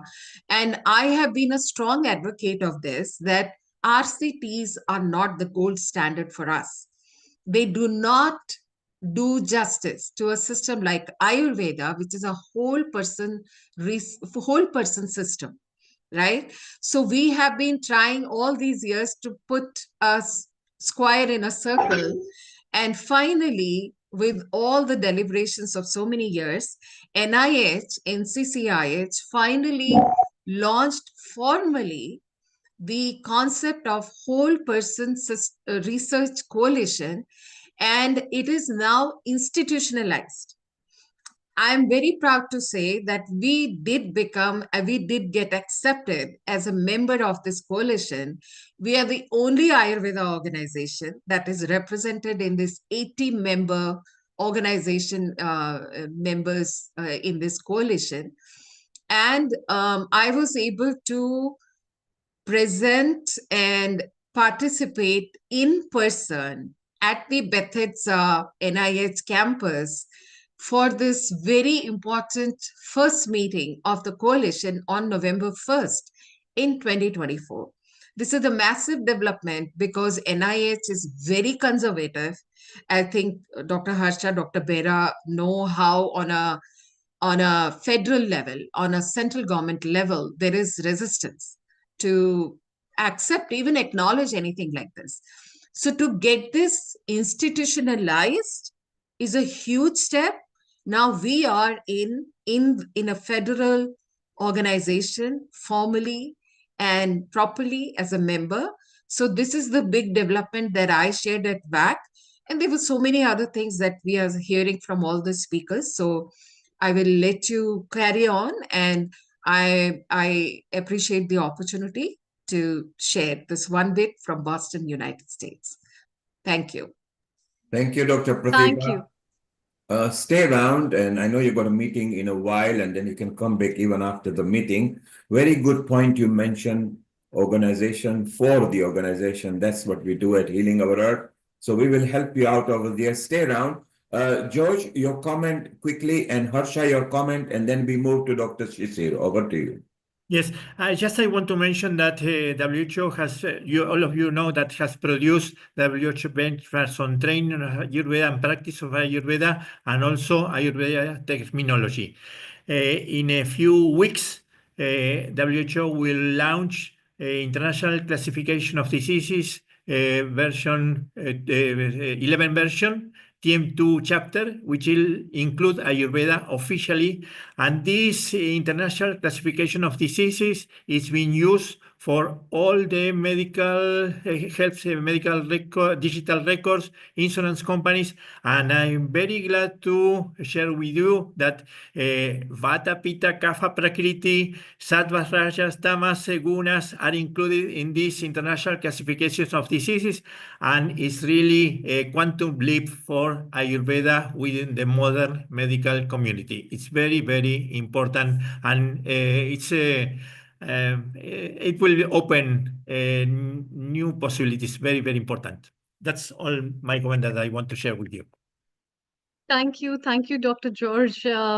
Let's hope that through WHO, Ayurveda comes leaps and bounds and let the world know what it has to say by many of the unsaid words. Wonderful job, Dr. Pratibha. Thank you so much for joining. And your quick comment, Dr. Harsha, before we move to Dr. Shishir. Over to you. Thank you. Pratibha, I really like the work you are doing, that you have this passion in it to get it in the health services in the right spot. That's what we all have to do. And it's always an initiative from us. We need to go and go and go and never give up. And you do that. And this is a big milestone you did in your work. Thank you so much for that. Thank you, Dr. Harsha. Thank you, Dr. Pratibha. Please stay around. And it's time to move again from US and Germany to India with Dr. Shishir Prasad. Global namaste to you, Dr. Shishir. Dr. Shishir is associate professor in Shalya Tantra, as well as he was the convener state organizing committee at the 10th World Ayurveda Congress and Arogya Expo that was held at Dehradun. He is an expert group on the Marma Chikitsa, member of CCRAS, as well as adjunct faculty at Datta Meghe Institute of Higher Education and Research at Maharashtra. A very warm welcome and good evening to you. Good evening. Thanks for inviting. It's a pleasure. So from Vijnana Bharati side, you have been the state organizing committee member from there. What all preparations were there? So let us take a look at that part as well, which has been, because every hard work that has been showcased is with the time frame of lot of sweat and efforts that have been put in. So could you throw some light on all that and how could this work on with the time to make it such a success? Over to you. Thank you. Thank you, Dr. Amrita. And of course, it's really good to see that you're organizing such an event. And also it's a great pleasure to have Dr. N.K. Joshi sir here also, Venkat Joshi ji. So your questions are very relevant, and you know, in the background, there are many works which is done for organizing any event, and when it is being of the scale of the World Ayurveda Congress, then it's definitely becomes really huge. So I am just a part or a member of the a big organizing team, and on behalf of Vibha Uttarakhand, I was entrusted the responsibility to coordinate and to see to it that that we are able, in unison with the central committee, we are able to organize this event successfully. So I remain thankful to the president of Vigyan Bharati Uttarakhand, Professor K.D. Purohit sir, and Dr. Professor Hemvati Nandanji, and Praveen ji from the Vigyan Bharati, and Chandrasekhar ji, who entrusted the responsibility on us from the state organizing team side. So regarding World Ayurveda Congress, as we see that this was the 10th World Ayurveda Congress. So we did organize every year, every 2 years, there is one World Ayurveda Congress, which is organized through the World Ayurveda Foundation team, right? And the chief coordinator is Chandrasekhar Nairji. And so we also have this, and there are teams in the WAC office, which is based in Bengaluru. And then we did have a lot of organizational structure formed here in the state of Uttarakhand, because this Uttarakhand being the host state, and we had good support from the Honorable Chief Minister of Uttarakhand, very good support also from the Honorable Governor of Uttarakhand, and the Ayush Secretary, Principal Secretary, Professor Dr. Ravinath Ramanji, and then also Dr. Jogdandeji, who is the Director Ayurveda. So there were a lot of teams formed, and then we also have the support of the Honorable Vice Chancellor of Uttarakhand Ayurveda University here. So we in Uttarakhand do have the GYAN Bharati state committees or team, and there are members in this from different universities, not only from the Ayurveda field, but we have in different education institutes, many of the vice chancellors and also the directors of different institutes here in Uttarakhand. Not only in Uttarakhand, basically all over India, with GYAN Bharati, there are many people who are who actually work as a volunteer, or we do call ourselves as karyakartas for the promotion of this Swadeshi sciences, because this is the main theme of World Ayurveda Foundation. And the GYAN Bharati has, similar to World Ayurveda Foundation, several other wings as well, like India International Science Festival, Vishwa Ved Vigyan Sammelan, Vidyarthi Vigyan Manthan. They're all basically promoting the Indian sciences from various backgrounds. The task of this World Ayurveda Congress is entrusted on the World Ayurveda Foundation. So when we came to know about this, it was actually the process of conducting the WAC had already begun 1 year back, and a lot of work had been put up through various activities or various formation of committees since 1 year. A lot of work had already been put up, and initially in this World Ayurveda Congress, what happened was the place for this was decided as FRI, or the Forest Research Institute. And it's a very big infrastructure there in Forest Research Institute, which is based in Dehradun. And a lot of auditoriums are available, a lot of big spaces are available in that. So till almost 1.5 to 2 months back, we were confident that it will be held in FRI. So the whole of the logistics regarding conducting this workshop was based or with the main focus on the FRI Institute, right? But what happened was one problem that we came across was in the last moment, you can say around 1.5 months back, or before 12th of December, on which date the WAC had to start. Then we came to know that the FRI Institute, we will not be able to get. Almost 1.5 to 2 months back only, we were informed that we will need to change the venue. Now you can imagine the task of this magnitude, and see all the hotels areas, the bookings of these, many of the companies which are coming, they are booking around this particular place. And so changing the venue, and then of course, first of all, we came to know that this venue has to be changed. So a lot of survey needed to be done where in Dehradun we can get that. Okay, so this survey we did in a lot of universities and other auditoriums, bigger auditorium, because when we planned for approximately 8,500 delegates to come. So for the amount of delegates to come and organize them to sit in a particular auditorium, especially in the inaugural session, is a huge task, and you need such kind of big auditoriums.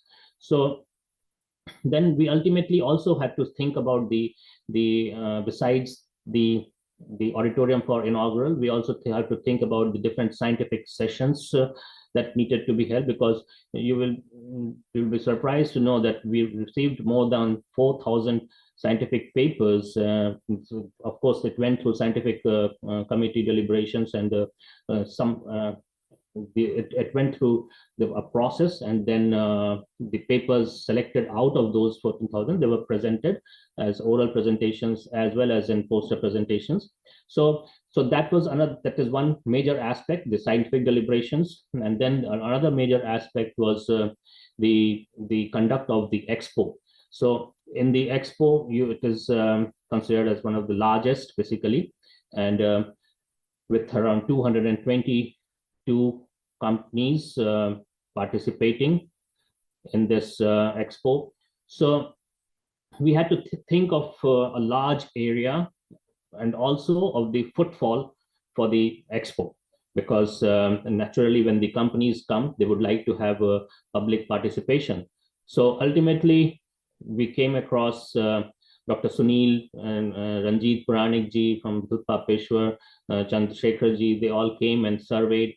I also went and surveyed, and then we decided that the most suitable place for this is Parade Ground, and it is very centrally located. So now the whole logistics from FRI changed to Parade Ground, and then we had to think of, and now you also have to consider the expo people who will coming, right? And they were asking for the information whether it is going to change. And if you think of changing the venue, then of course this being in the central part, you have to take permission from the state government. So fortunately, we had very good support of the Honorable Chief Minister, and also of the Honorable Sports Minister, because the parade ground was divided into two parts, and one is the one which belonged to the municipal corporation under smart city area, and one group which belonged to the sports ministry. So the Honorable Sports Minister, when we went there with him, with Nandanji, and she told us that okay, you can have that, because the challenge was this venue, there is going to be a sports meet, right, and in January. So at that time we knew that there is going to be a sports meet in January, and that being a sports field, so a lot of construction work was already going on at that time, and so the construction was expedited. So all of these things, ultimately we were able to manage with the changes in the logistics. And besides that, even just before the event, there were some events which needed to be added. And as we went on regarding the progress of this, or regarding the organizational of this event, there were certain events which are added just few days before. So now you can again imagine the logistics involved. Okay, so suppose if you come to know that 4 or 5 days back that there is going to be another event added to this, so another 300 to 400 people will be coming. Now you have to think about all of this: who will receive them, where will you put up the accommodation, right? So also the challenge was on the accommodation part, because all the hotel industry here came to know that this is going to be a big congress, and so the demand started increasing, and when the demand increases, you naturally know that the prices increase. So we had to think within our finances how to manage those accommodation. And also, as we went on, as the days approached closer, we saw that the number of delegates and the responses that we started getting was continuously rising, and it went to more than 6,000, then 7,000, then even 7,500. It was crossing all expectations, right? Because previously the WAC which were held were around 6,000 delegates in the previous one. So we thought maybe there will be say 10% increase in that, okay, or 15% increase in that. But a lot of teamwork was put in, and we were able to send the right messages to the different organizations in the private colleges of Ayurveda in Uttarakhand, and also the government colleges. The university then made a circular to the different colleges regarding participation of the students, because we know that through past experiences that the World Ayurveda Congress is the biggest event in Ayurveda. So it has a very good reputation. So the students were also taking part enthusiastically, and the students showed great interest, and that is why the number of delegate registrations started increasing, and we had a good number. And also we gave them a lot of discounts, especially in the state of the host state students. We gave a lot of discount. Others also we gave discount in the registration, and so the numbers was continuously rising. And also we saw that there will be a lot of invited guests, right? And at one moment we had sent more than 500 letters for invitees, and also from Vigyan Bharati side, because this was in collaboration with a very, very active support and collaboration of the Central Ayush Ministry. And of course, I should have named Dr. Rajesh Kotecha sir, who's the Secretary of Ayush Ministry in the first itself, because he was the one who initiated the process of having the World Ayurveda Congress in Dehradun. Because what happened was one of the state government senior secretary official met the Honorable Secretary Ayush Ministry, and it was then there decided that the 10th World Ayurveda Congress will be held in Dehradun. So the Ayush Ministry was fully involved, and of course the Honorable Ayush Minister also came in the inauguration session of 10th World Ayurveda Congress. And so there was a lot of involvement of the government level and the Vigyan Bharati, that is the NGO, the World Ayurveda Foundation. So we had framed different committees for execution of tasks, right? So the director, Dr. Jogdande sir, was made the nodal officer of this 10th World Ayurveda Congress, and he also constituted committees of gazetted Ayurvedic medical officers and even district Ayurveda medical officers of the state of Uttarakhand. We framed a committee in the state for involving various universities and the Karyakartas of Vigyan Bharati. Then from the central side also, we had already framed committees for example, scientific committee. Then in the state we had transportation and accommodation. So ultimately the challenge was all of this had to work together. It cannot be there cannot be separate tasks, or there cannot be a bifurcation in ideas. Ultimately they had to work in one unison, and the goal was the smooth conduct of the event and the success of the event. So ultimately, all these committees had to become one, and we did become one. But to make it happen, a lot of again logistics were involved.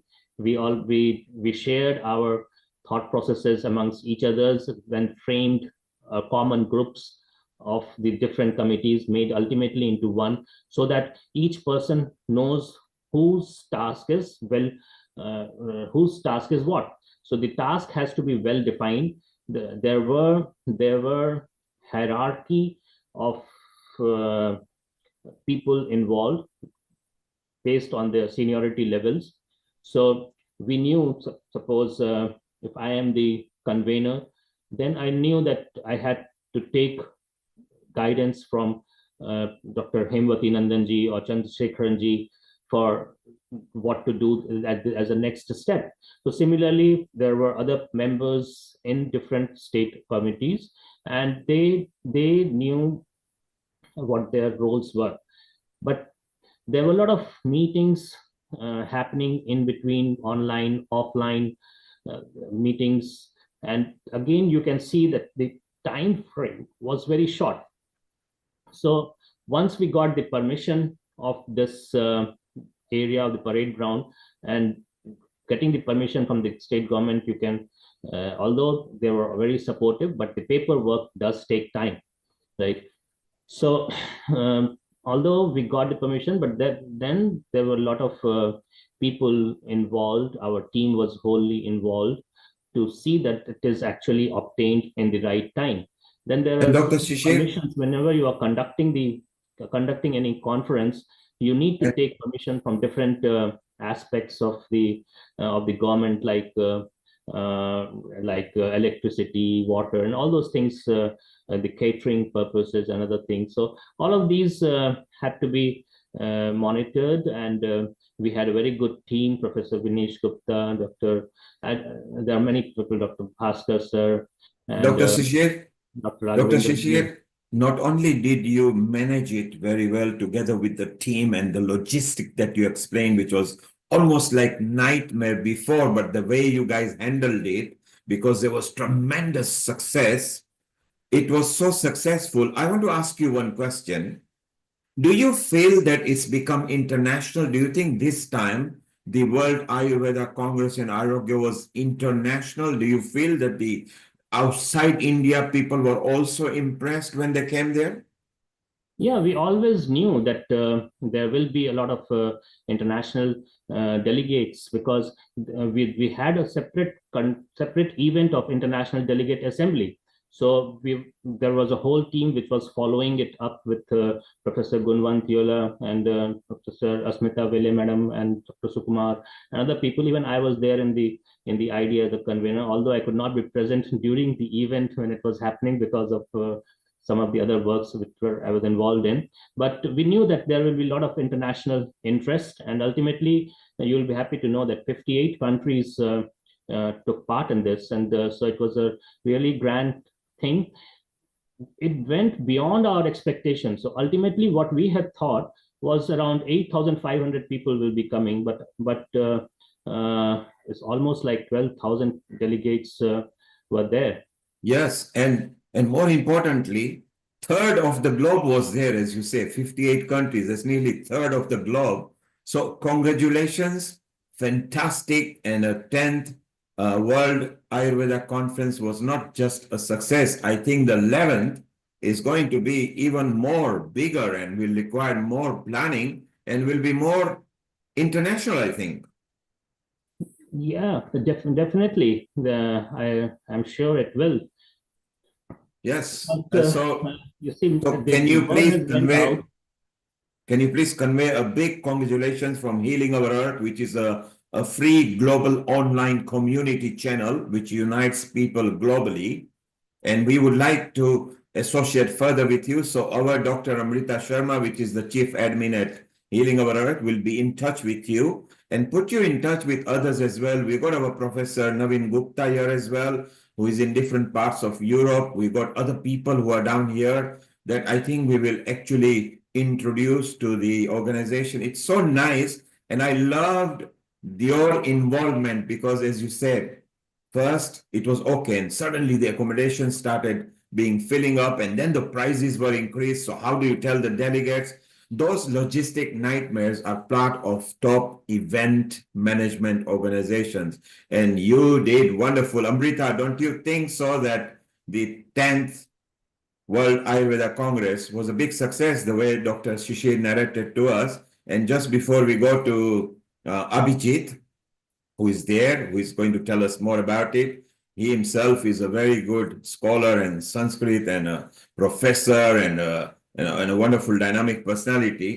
So, Dr. Shishir Prasad, we are very proud of how you guys handled.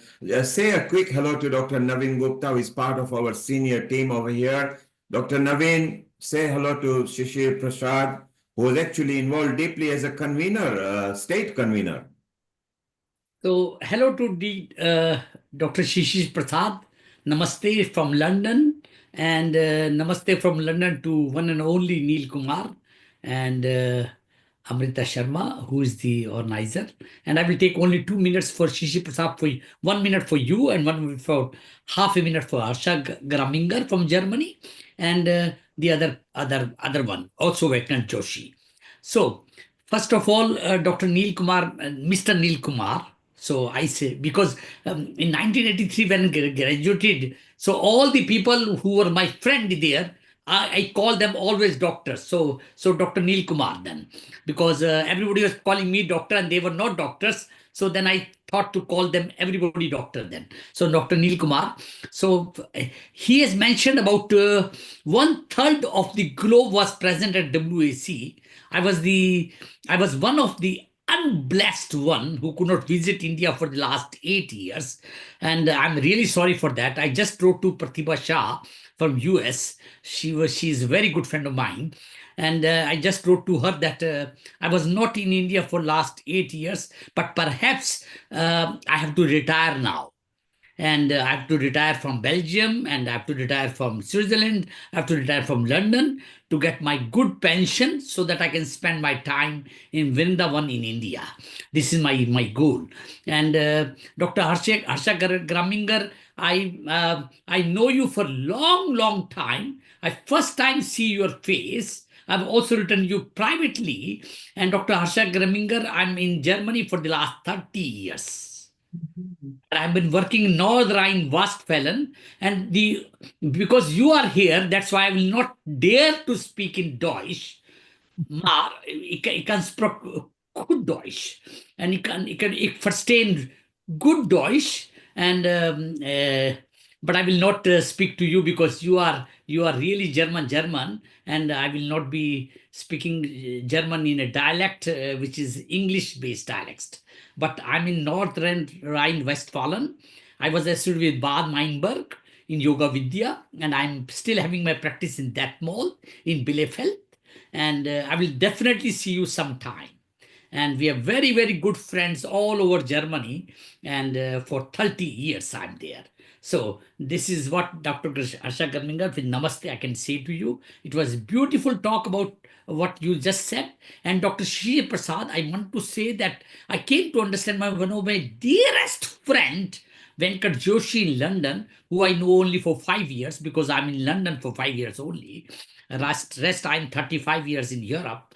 And so he told me that Datta Meghe himself came to UK to make a agreement or MOU with the college, and he mentioned to me, and somehow the things could not work good, and it was very beginning of I think 3-4 years ago. But now I will say to you, please convey my message to Mr.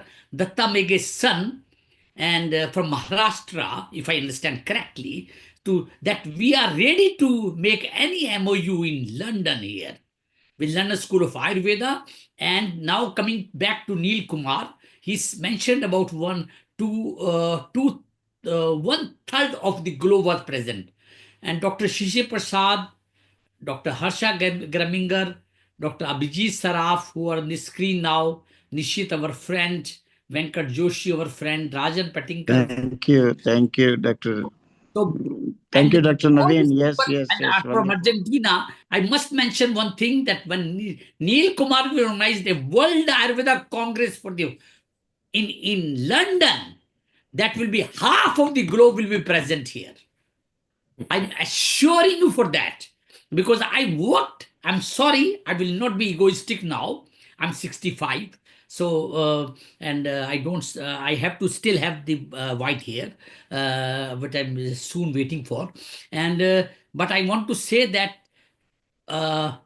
if it happens in London by one and only Neil Kumar from Healing Our Earth, at this platform with Amrita as one of the spokesperson for this institute, and Nishit Kotak behind all this, and Meeta Joshi and Lata Mirpuri and all these people, the team in London will be hosting the World Ayurveda Congress or conference for the first time in London, with also with Maharshi Ayurveda, which is organizing another congress in Pune. And I could not be there also because I'm still not retired. I'm busy all over Europe now. I'm sorry for that. I'm not happy for that. I'm sorry for that. I'm very busy in Switzerland and Germany and Netherlands and Belgium and London. So I'm really sorry for that. But I want to retire soon, and I will then join the team with Neil Kumar to work only for Ayurveda community in the world. Like he is working relentlessly, tirelessly for whole of the world to bring Ayurveda on one platform, that is Healing Our Earth. So trust me, Healing Our Earth is known as UK India now. Healing Our Earth is known as Healing Our Earth India now. But Healing Our Earth will be the Healing Our Earth, the globe, very, very soon. Thank you, Dr. Naveen Gupta. Thank you for those things. And it's so wonderful. Dr. Shishi Prasad, we are very proud of you. Superb achievement. And we need to move on to Abhijit now. Last comment from you, Dr. For Shishi. information, I think there will be a congress which is going to be organized in Dubai. I'm not officially declaring it, but there will be, I think in the end of this year, and there will be a congress which will be held in Dubai. We wish you all the best, and we'll be there to support you. Stay around. We take 10 minutes with Abhijit because he has got a lot of things to give. We are very proud of you. Stay around, and we'll come back to you in a while as well. And let's move on. Amrita, let's welcome Abhijit. He has got a lot of wonderful things to tell us, and we just carry on. Over to you, Amrita. Thank you, Neil Kumar, and thank you, Dr. Naveen Gupta. It's always a pleasure to have you here talking, sharing, and gelling up with all other aspects and all the episodes at Healing Our Earth. A very warm welcome and good evening to you, Dr. Abhijit. Dr. Abhijit, you have been as a panelist in the plenary session of New Age Samhita, and you are PhD as well as presently working as an academician in the Samhita department, which is the core part of Ayurveda.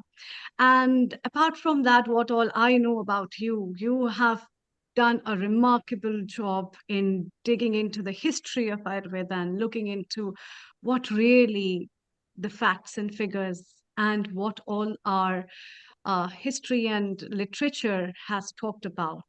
And I personally am very eager to let the world know what all you have to share and what all you have shared at the World Ayurveda Congress. Over to you, over 10, 15 minutes. Thank you so much. Thank you. नमो नमः अस्मिन् समारम्भे उपस्थितानां सर्वेषाम् अहम् अभिवादनं करोमि सुस्वागतं करोमि च अग्रे मम विचाराः अहम् आङ्ग्लभाषायां प्रकटीकरोमि I am honored to be here and thank you very much for inviting me in this platform. I thank you, Dr. Rajan Patankarji. He's like a father figure for me, and because of him, Dr. Amrita had contacted me. In the 10th WAC, I was invited as a panelist in plenary session of New Age Sanhita. It's a great news that NCSM, the National Council of Indian Medicine, has planned to write down the New Age Sanhita, means a new Sangraha Grantha in Sanskrit according to this era. And we are working since 2 years under the guidance of Dr. B.S. Prasad sir and Dr. Jahandev Pujari sir. And we are 8 people in the core committee, and I am working on Sutra Sthana. So we have divided each sthanas to each person, and we have co-authors also, and we will rearrange the sutras according to this time and according to the this era's students' mentality. And but we will not.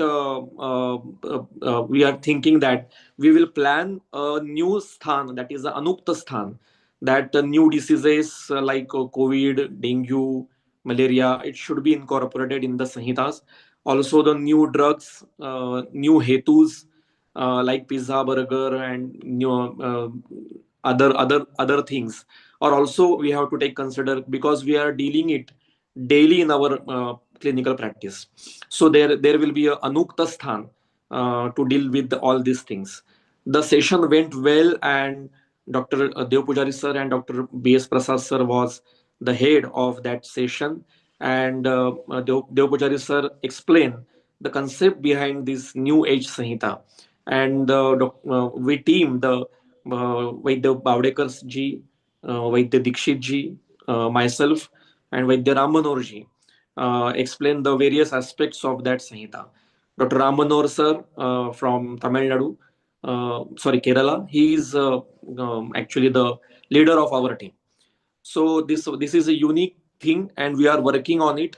We will complete this task till the December 2026, and we will take all the sutras from all the available classical text and rearrange it according to this era. So it will be and it will be in Sanskrit only, not in English or regional language. So it will, and it is arranged according to the rules of the Sanhitas. Uh, Moving to the next point, that Dr. Amruta ma'am explained, that I'm working as a physician also and academician also in Nasik, Maharashtra, and I have completed my PhD under the guidance of Dr. Sadananda Sardeshmukh ji, who is running a integrated cancer research center in Pune. But my core, I'm a physician first, but my one of the passion is to uh, study in history of Ayurveda. And there are two fields which I have worked, and that is published by Jokhamba publications.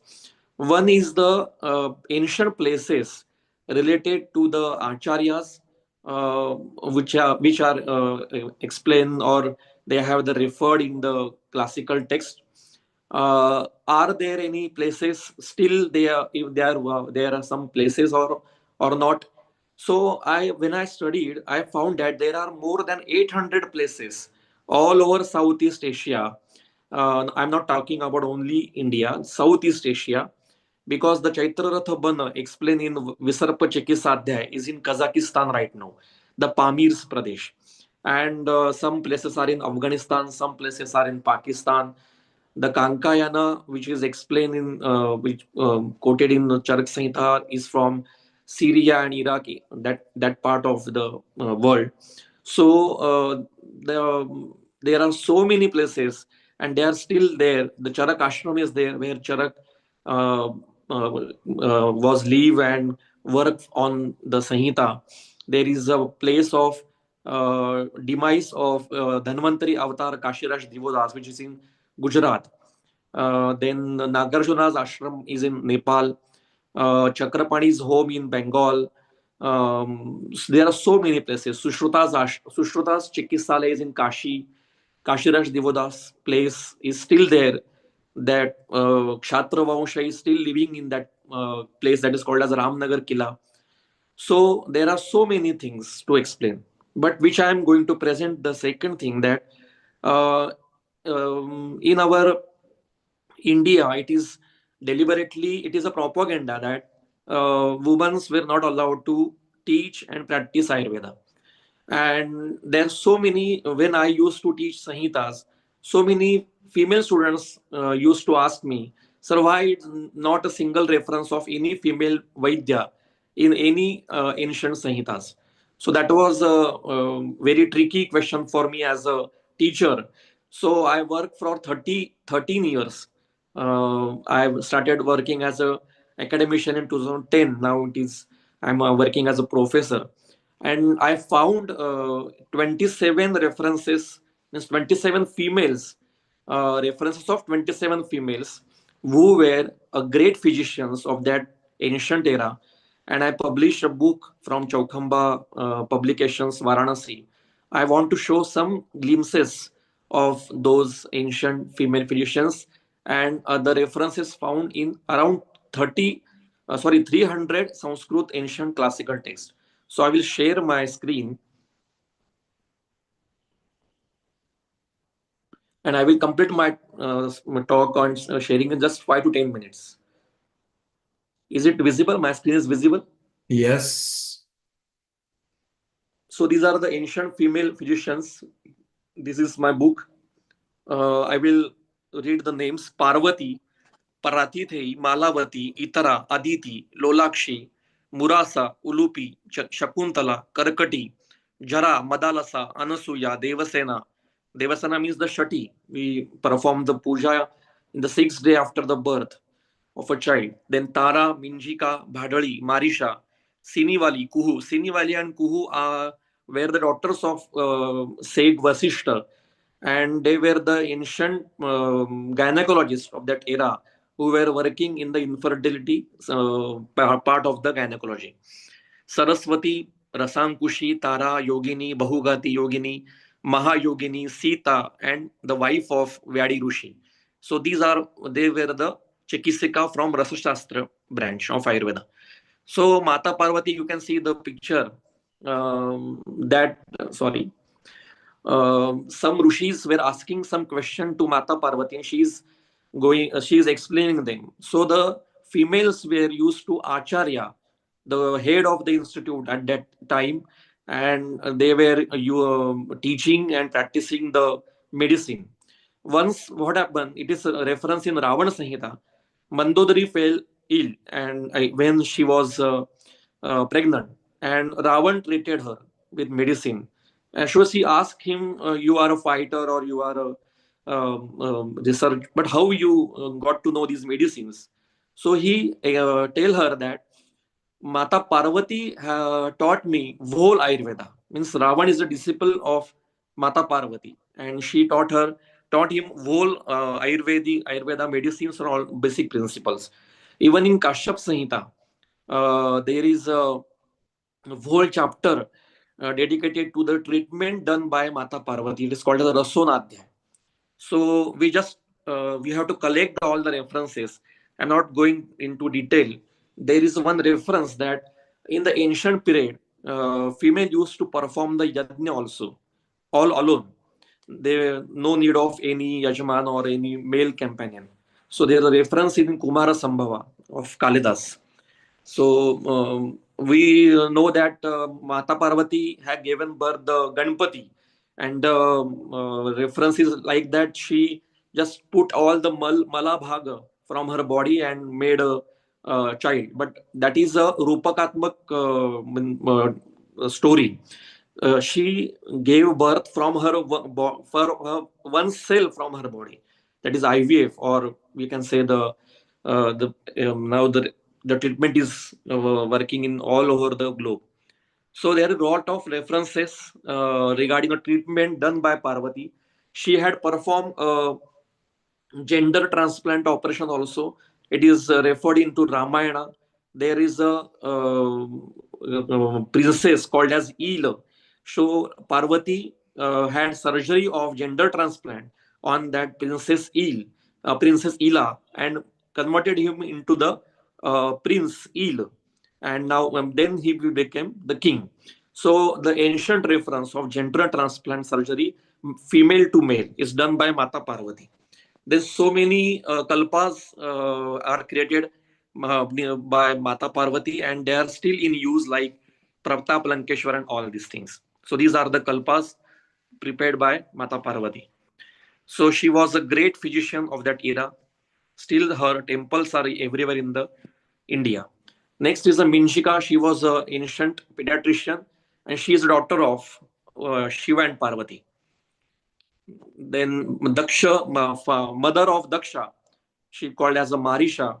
She was also a pediatrician and had references. And it is not just like to treat, take care of a child and all these things. They have performed the treatment part also. Then Aditi. Aditi was a Arogya Rucha Karta. And when in India it is a ritual to perform a Shraddha Vidhi of a person who is passed away. So in the Shraddha Vidhi, we have to give Tarpana to three parts, that is Rushi Tarpan, Deva Tarpan, and Pitru Tarpan. So in the Rushi Tarpana, Tarpana is described for Aditi also. So she was such a great scholar and such a great physician that still now we are we giving her Tarpana in the Shraddha. And the same this Rucha we are seeing in Sanskrit, it is in Rigveda and it is written by Aditi. So the female, and that is Arogya Sukta. So the females are not only treating patients but also creating Sanskrit Ruchas which are incorporated into Rigveda also, and they are related to the Vyadhis. So she was a great physician. Next is a Ulupi. She was a Nagakanya, means daughter of a Naga, and she was a wife of Arjuna. And she treated Arjuna with a Daiva Pashta Chikitsa part of Ayurveda. So it is described in Mahabharata.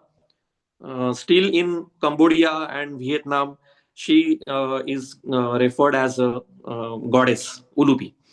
So Tara, she is a goddess of Tantra Vidya, and she has some kind of kalpas and her name. And here is a reference in Nagara Sarvasva Grantha, which is a grantha of Kama Sutra. It is a classical text of Kama Sutra. So if a person suffering from infertility, he has to perform some pujas related to Tara. Why it is described? Because at the ancient time she must be a physician, so we have to call her and she will treat them. Likewise it is described. So even the Vagbhata Ayurvedic Tantra also, the references of Tara is described. Gandharva Patni Malavati, he is a wife of a Gandharva, and there is a reference in Brahma Vaivarta Purana that Malavati was a disciple of Vishnu regarding Ayurveda. So then next is a Shakunta. It is a very interesting reference that she had treated a animal in. It is referred into the Abhidhan Shakuntala. So it is a very rare reference of the treatment of animal, Pashu Vijnan and Aushadhi Vijnan, and a very ancient reference. So still her ashrama is there in near Kotadwara, near Haridwar. So she's now next is the Murasa. So we have so many females who had not only treated like rhinitis and all these small or fever like, but they perform the surgeries. They teach. There is a reference in Markandeya Puran. The Madalasa was asked, "What do you want to be in your life?" She said that aham brahmavadini bhavishyami, acharya padam prapya shishyebhyah jivana kalam shikshayami. Means she wanted to be a teacher, she wanted to be an acharya and want to teach students, and she had given so many things related to the medical field. So there are so many other references. Karkati, she was the ancient. There is a reference regarding Paramanuvad, means it is related to the Kanad Vaisheshika Darshana, but the ancient reference of Karkati, it is described in Yoga Vasishta. So likewise, many references. Anusuya, she treated a leprosy patient. Then still their places are there. My whole lecture is available on YouTube. If you search, then Itara, she has created some literature also. The Jara, she has a great surgeon at that time. And the next major important is that Lolakshi is a Nadi Tadnya, Nadi Vidya Tadnya. Devasena, Skandapatni Devasena, she was an ancient pediatrician. And because of her name, we still perform the puja on the 6th day after the birth of a child. Now she is a Pratithi and she was an ancient organ transplant surgeon. When her husband Dadichi gave femur to Indra to perform, to create a shastra, she transplant another femur to his leg. So that is the ancient reference, most ancient reference of organ transplantation. Also, she had performed the cesarean section, and there is a reference in the Brahma Purana. So we have to dig into the other classical texts other than Ayurveda also, and we have to we have to come light on these references, because there are so many fake propagandas working in and propagating all over the globe, that females were not used to teach, females were not used to practice, but it is fake propaganda. They were the greatest physicians. They were performing surgeries, organ transplantations. They were the pediatricians, gynecologists, Nadi Vidya. What do you count? Then pharmacists. They prepared the kalpas. Like Saraswati has created Brahmi Gruta. Mahayogini created that kalpa in which is in Rasaratnakar. Bahugati Yogini, which is a Trailokya Vikhyata. She was famous in the Trailokya all the over the globe, like was it is quoted. And if Brukodari Gutika was created by her, Yogini was created, Laghu Naika Churna. Mata Sita, means the wife of Lord Ram, was also a great physician at that time. Also, she had performed and Shraddha of her Rama's father Dashrath. So there are so many these kind of things. Um, and this is my passion. The another thing which like I places, we I used to give lectures on Charak Samhita, Sushruta Samhita, and all other the classical text. That is a vrata given by my guru Vaidya Dharmadikari sir. All over India we roam around and we gave lectures on the classical text, which is in Sanskrit. We describe it in English language, Sanskrit language, and regional language also. So thank you very much for inviting me and listening my small talk. I try to incorporate many things into a short span of time. And regarding WAC was a great event. Dr. Sir just explained how the tedious work was there. But as a guest, we felt very well and we enjoyed the event. Also, our plenary session went very well. The environment was little bit cold at that time, but very pleasant. And such kind of events should be performed, should be organized regularly. That what people are working all over the globe, we have to know each other and work in a coordinately. Thank you very much for inviting me. Thank you again. Thank you, Dr. Abhijit. Very well done. Stay around. Your knowledge in Sanskrit, and of course, you are a professor, so we'll have you back again on Healing Our Earth for Ayurveda. Well done. Congratulations to you from London over here. Amrita, let's go to Dr. PKS. I think that's Pavan, which we are waiting for. Dr. Pavan Kumar. Yes. Yes, so if you can landscape your video, please, as requested, put a landscape, and Abhijit will be back with you afterwards. Okay, thank you. Thank you, sir. Thank you. Yeah. While he's doing that, Marita, you can just give a quick introduction and we move on. Thank you. Yes, thank you, Neil Kumar. Thank you, Dr. Abhijit, for the marvelous presentation and your work. We wish you a good luck. It's time to move to Dr. Pavan Kumar Sharma ji, and he has made 8th world record as a single host for more than 2,000 webinars in Ayush Samriddhi, on which I have also been a part of it. So thank you so much. It's the fastest and the longest webinar series for more than 4 years.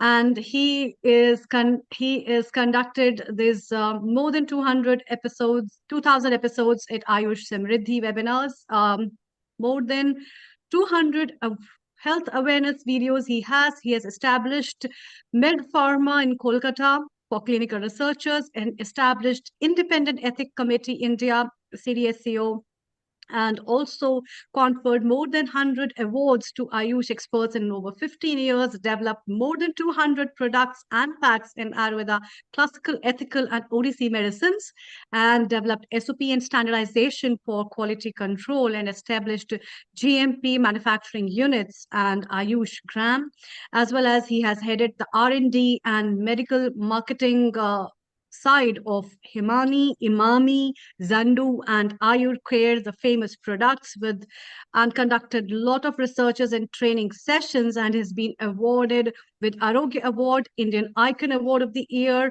Ayur Noble Award, National Excellence Award, Ayush Gaurav Samman, Ayush Samman, MP, and Bharat Gaurav Puraskar, and lot more to his lawyers. A very warm welcome and global namaste and good evening. Please unmute yourself. Hari Om. Yes.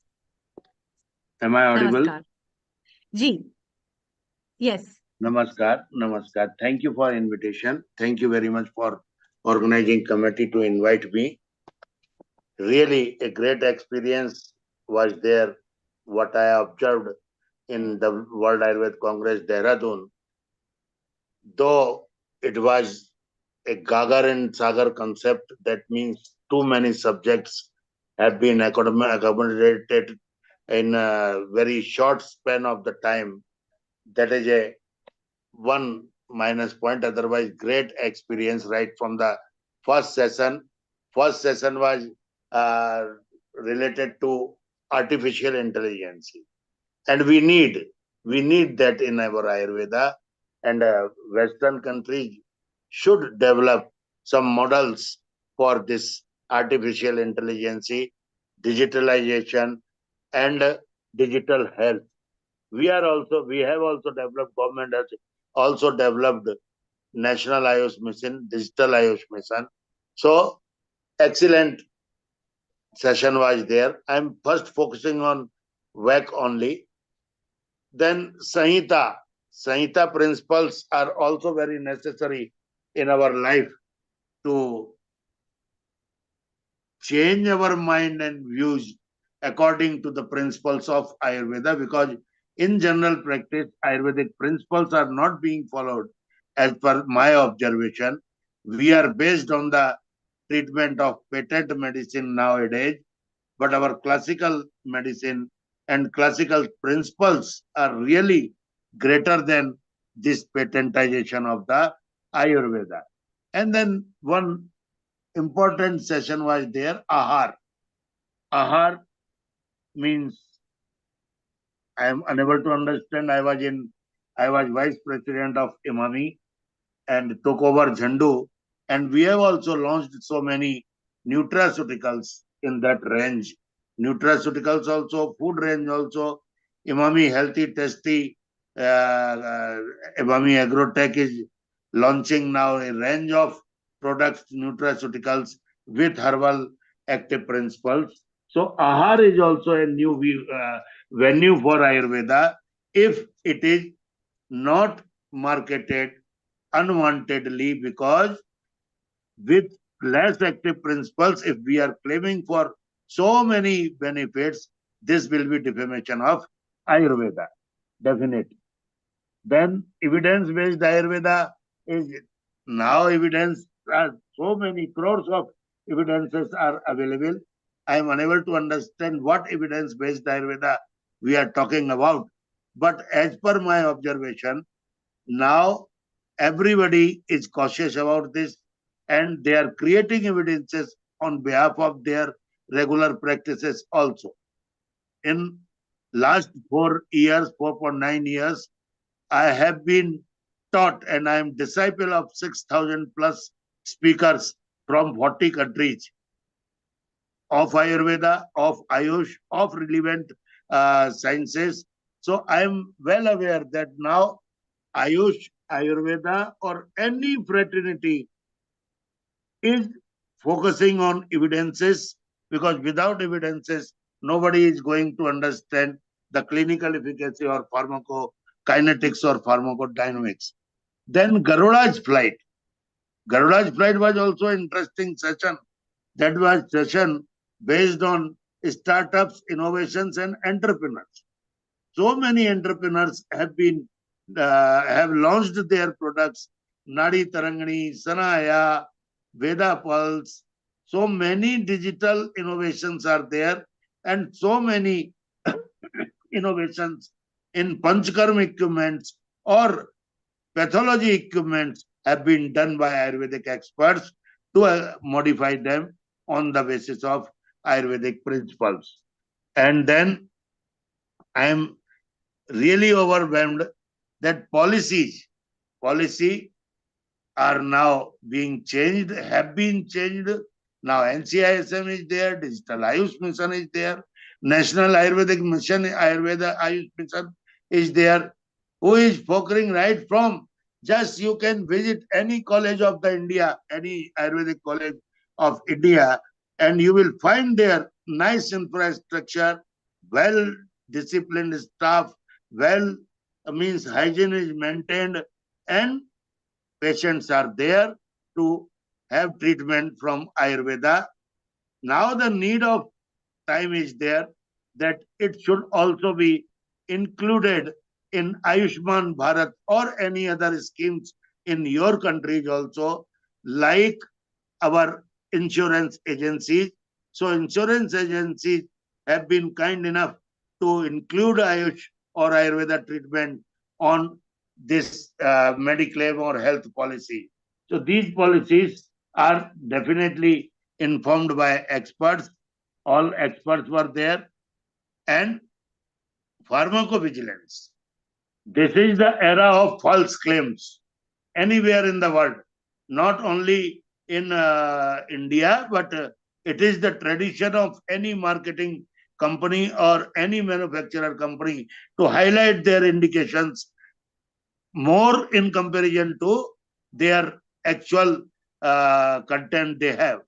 So be cautious about that, and no company should be marketing that product with unwanted claims, and for which we have our responsibility. We all expert of Ayush or as a general citizen also, we have our moral duty to inform the government by pharmacovigilance system. GMP have been followed by companies, all companies, 8,000 plus manufacturers are there, and all of them are following GMP, excluding some. But pharmacovigilance is our moral duty. If you find any product, maybe Ahar, maybe Saundarya Prasadak, maybe Ausadhi, maybe patent, maybe proprietary. So please report if you have find any false claim, observed any false claim, or you have treated some patient and you have observed any negative effects of that medicine, then please report. Don't keep quiet.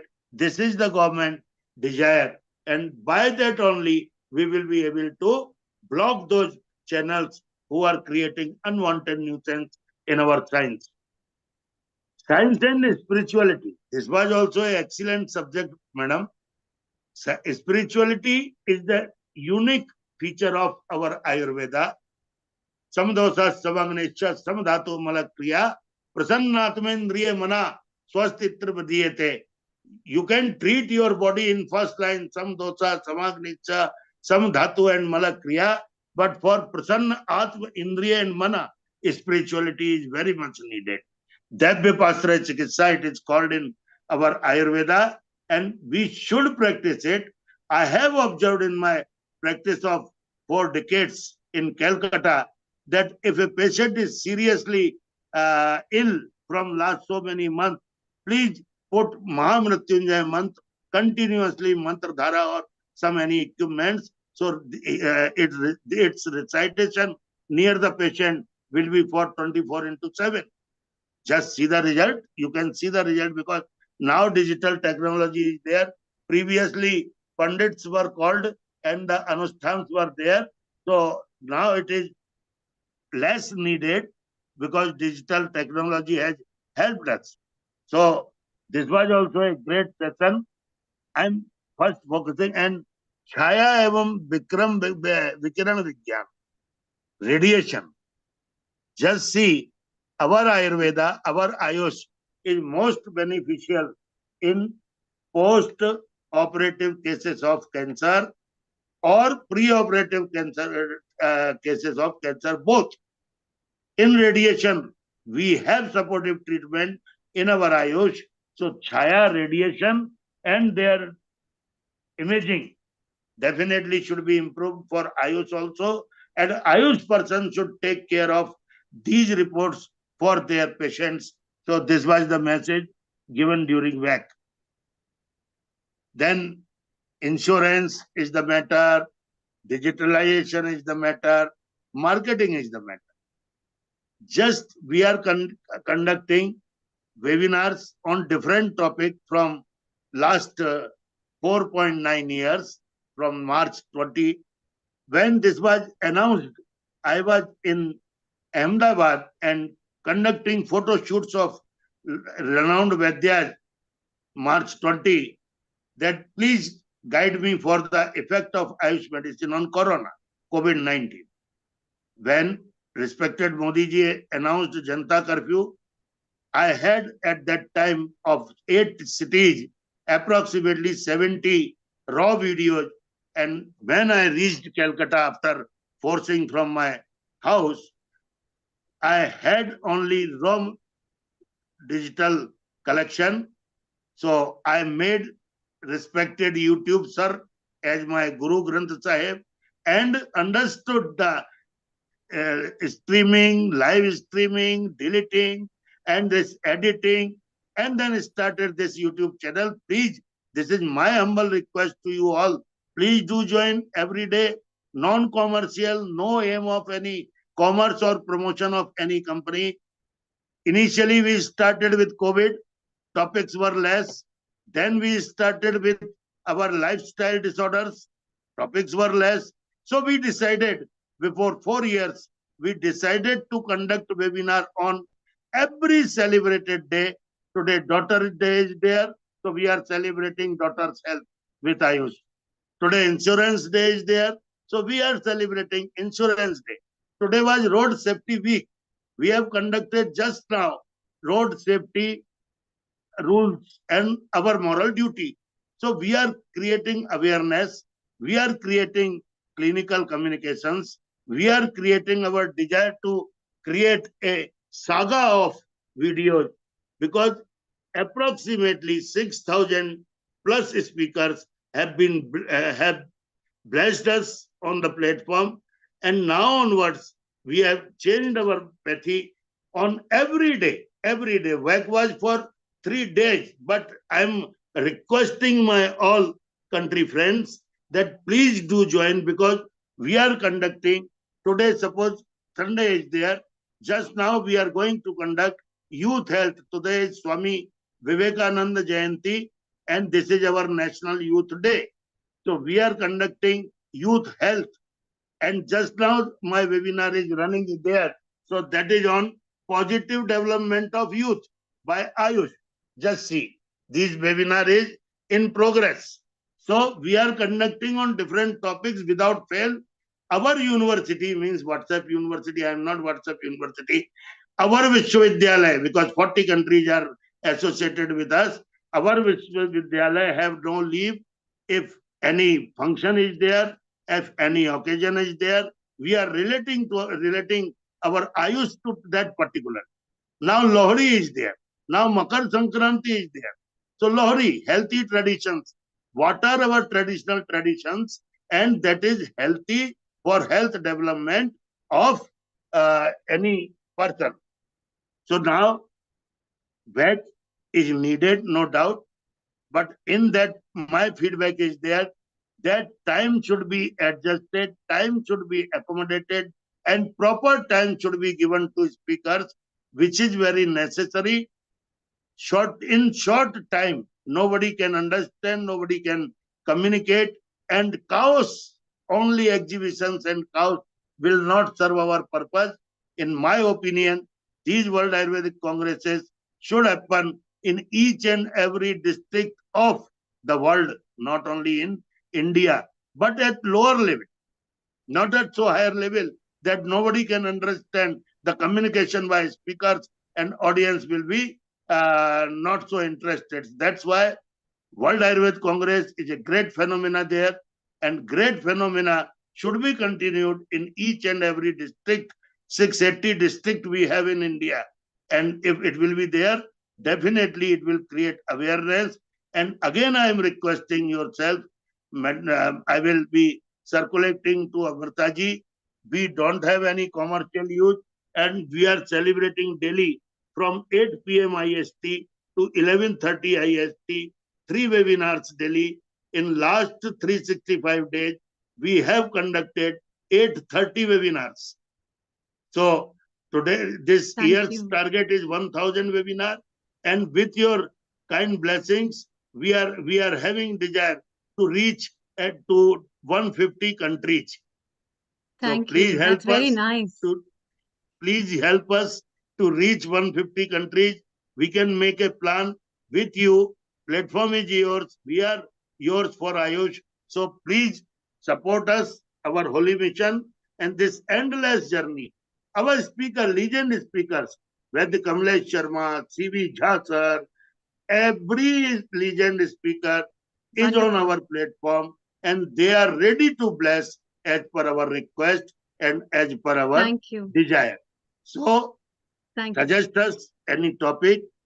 Previously, I focused myself on WAC, and now I am focusing on 150 countries and 1,000 webinars. Thank you. Please support.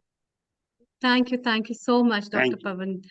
Pavan. Thank you for showing and throwing some light, and your channel must be promoted, Ayush Samriddhi, which is also a great work that you have been doing for the community and for the service of the community. Thank you for joining us. Please stay around. Thank you, Amrita. Let's have a quick comment. Thank you, Amrita. Please. Thank you, Amrita. And Dr. Pavan Kumar, Indian Republic Day is coming on 26th. So, Amrita, if you can facilitate, they can bring some people on our platform. Let us promote their platform. And we are now ready for Ravi Singh Chaudhary. Just finally, Dr. Pavan Kumar, what is your YouTube channel? Speak slowly, please. Independent Research Ethics Society, Ayush Samriddhi is our YouTube channel. So for those people who are globally connected to us, just put on a Google Ayush Samriddhi, and you will be able to pick a lot of information. Thank you, Dr. Pavan Kumar. We'll be with you again later. Thank you. Thank you. Thank you. Thank you very much. Namaskar. It's time to move, Anil Kumar, to our another guest, which is again a special invite because so he is a director of Dhanvantri Natural Foundation.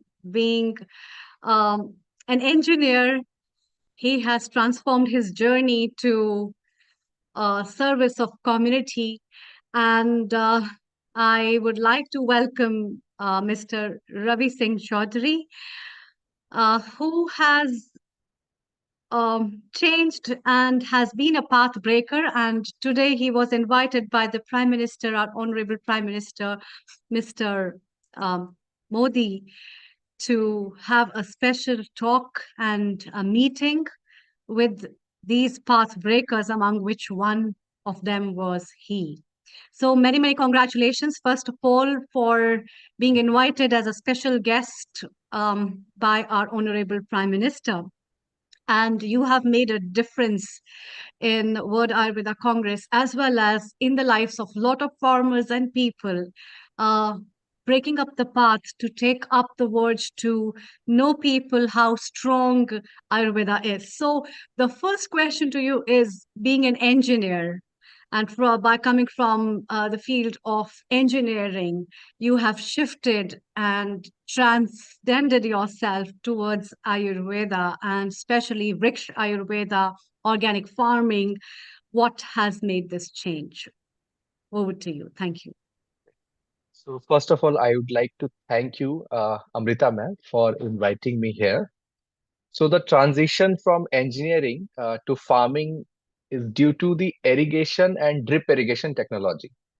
So actually, uh, when there was boom of irrigation technology through Israel, I was very much attracted because I can understand those fluid mechanics and all those technologies. So it was not conventional agriculture, but allied sector. But then when I switched to agriculture, I faced many problems, right? So I was able to judge. I can have access to the market. I can understand the soil mechanics. I can have the knowledge system, but still I am facing the problem, right? So the farmer who is not able to learn all those things and who don't have any access to all those systems, so he must be facing way more problem than me. Okay. And it was a dilemma for me whether to practice chemical farming or not, right? When I saw the herbicide, because the herbicide is basically the cause of organ failure in human, right? Okay. So I need to switch to organic farming, but no university was teaching organic farming. So I have to go through all school of thoughts of organic farming, and I started visiting India to self-made great natural farmers. Okay, uh, so but when I brought that system to Jharkhand, right? I'm from Jharkhand, India. It that successful framework also failed here. So then I realized even India is such a big country that we have 20 plus agroclimatic zone. So whatever worked in Maharashtra will not work in Jharkhand. Whatever work in Jharkhand will not work in UP. Okay. So it is more like a decentralized system. And then I was also learning Ayurveda, and one metaphysics of Ayurveda struck me that it is based on Tridosha, that is based on Panch Mahabhuta. Now, Panch Mahabhuta constituents is not just in human body, right? It is also in plant, it is also in animals. So Tridosha is not organ specific. It's the combination of two Pancha Mahabhuta out of five. So dealing five variables at a time, it is very tedious task. So in Ayurveda, we use ternary system, right? So that ternary system we can also explore in plant. And that can solve the diversity issue of like you can't have one solution that fits for all. So Ayurveda is similar to what we do in Nadi Parikshan, that we have to first diagnose the patient, first to find the right problem, and as per his mool prakriti, then we suggest solution. And also considering Desh, Kal, Prakriti and everything. So for agriculture, that is also required. We need to assess soil, microclimate, microbiology, Vat, Pitta, Kapha, Dosha. Then we have to suggest a solution. Okay. So, and Vriksha Ayurveda is also like uh, validation of Ayurveda that it is not pseudoscience, because its principle can be extended to animals and plants also. Okay. So Vriksha Ayurveda is my like final, means end of my seeking for what should be the proper school of thought for doing scientifically natural farming or organic farming. Okay. And then I explored all the Sanskrit texts related to Vriksha Ayurveda, and this year, means not this year but last year in January, we were able to introduce Vriksha Ayurveda in the WAC, World Ayurveda Congress. This is the first time after 20 years that uh, this subject got introduced in WAC. and I was convener there for this whole uh, Padma Hall event to discuss about Vriksha Ayurveda. And somehow our team was able to pick all those individual researchers, path breakers, and to bring them into this platform. So I have the reports of 5 sessions, like very small reports, that what what was the conclusion or key takeaways from that session, okay, in WAC. The first session was Vriksha Ayurveda in curriculum and R&D domain of state agricultural universities and BAMS. Okay, so why policy makers are reluctant to introduce these subjects as part of their national policy? Because there is lack of scientific validation. There are few researchers, few papers, so they can't make policies out of just great ideas, right? They need proof of concepts and validations. So the first thing was to introduce this subject as a curriculum so that in future, uh, many people, many PhD scholars should come out of this domain, this very newly explored domain. So 25 years ago, from UK's Bodleian Library, the Surpala Vriksharveda was brought into India, and then it was transcribed and then translated into Hindi and English. Okay.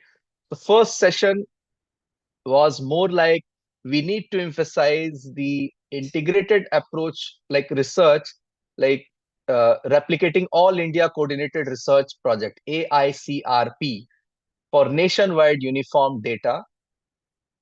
That is also required, so that research should not be repeated. Means many people are doing the same research at the same time, so we should not slow down the progress just by repeating what is done earlier. Okay. The second session was more focused on practices of Vriksha Ayurveda, their validation, and for sustainable and safe food production. Okay. And Sunita ma'am was there, SPS Beniwal was there in these sessions, and they talked on sustainability, collaboration, global relevance. I was also there representing my thought, because I was able to establish Gaushala in Dubai, I mean, nearby Dubai, once 150 kilometers away from Dubai, that is Alan, and it is based on Vriksha Ayurveda. So why we were able to do it? Because the mainstream allopathy is like precision medication, right?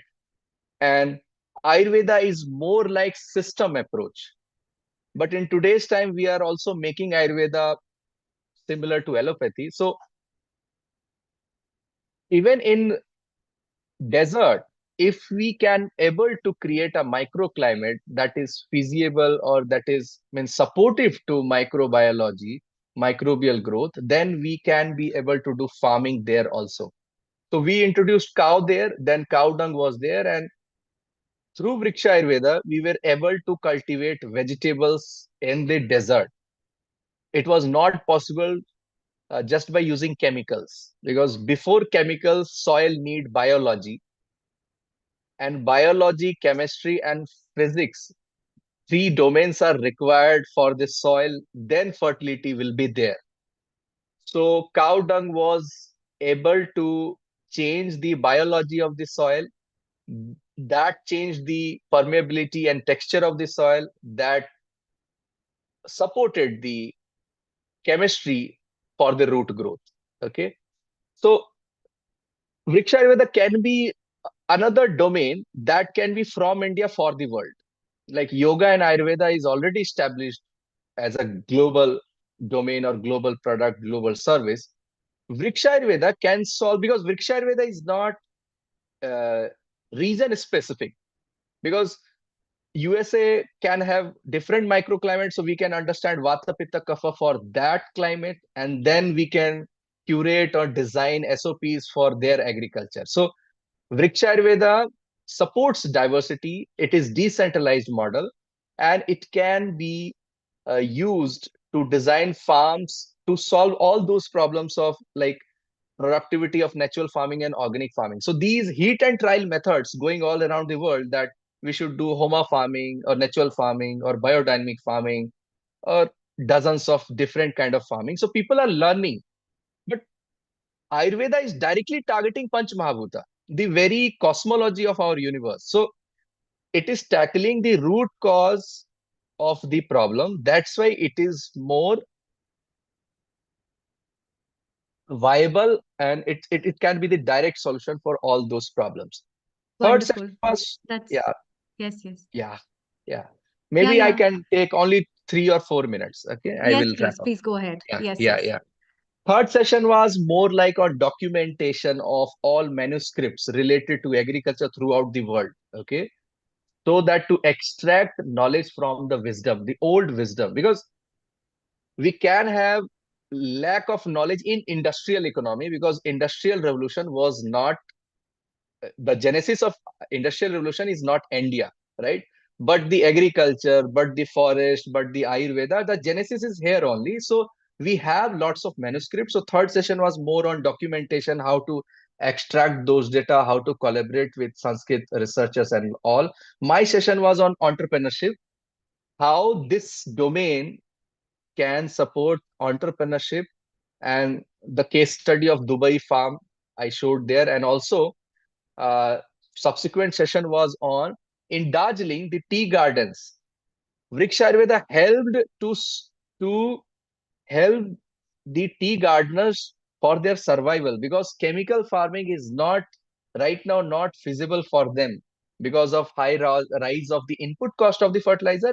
Plus, typically pests become resistant, simply that, like, we take antibiotics, and at later stages antibiotic will not work, right? Because body become resistant to that. So all the pesticides are also not working in tea gardens. Then Hmm. Vriksha Ayurveda solved the problem of toxicity. It helped Hmm. the rejuvenation, and it brought the hope that natural farming can be a scalable project, not a hobby project. Okay, it Yeah, can be a scalable. yeah, Yeah. yeah. Okay. So that's very wonderful. In fact, your efforts as well as your interests and hobbies have led this kind of a transformation, which I think every individual and every citizen of India must realize. And as an Ayurveda physicians, we also, it is our responsibility to understand these things and bring back the things on the roots so that we plant healthy and organic food so that the fruit can be reaped up by the future generation to come. And that's what is the legacy of Ayurveda we can give. Thank you so much, Ravi Singh ji, for joining, and heartiest congratulations from all the Healing Our Earth family, and as well as all the contributors for the things you have been doing. Keep it up, and please stay around. Thank you so much. Thank you. Thank you. Let's move from India to US, where we have our senior healing team, Dr. Renee, and I'm very glad to welcome her. And we'll just take few comments from her before we move to Dr. Bhairav Kulkarni. A very good morning to you. Global Namaste. It's a really a great pleasure to have you with us today. So, Dr. Renee, you yourself are from Ayurveda. You have been doing a lot of stuff in this field as well. And you yourself are an exemplary person in many domains with your expertise. So, tell us a little bit more about you and also your comments for today's episode. Over to you for over 5 minutes. Thank you. Thank you very much, Amritaji. Global Namaste to everyone. I'm Dr. Renee Mera, Chicago, New York. So that's basically where I am. Of course, Ayurveda, I'm here in US being the ambassador of Ayurveda, and I just want to let everybody know that I'm part of the steering committee in Ayurveda right now to unify Ayurveda, different organizations in the United States. There are a lot of fragmented groups, so that we have one gold standard in education, whether it's for BMS graduates and higher graduates, or whether those graduating from schools in the United States. So we have different categories in Ayurveda practice in the US. And one, the highest, of course, would be the Ayurveda doctor. That would be the BMS graduates, or those on par with that same level of expertise. And so then we have the lower categories as well, Ayurveda practitioner.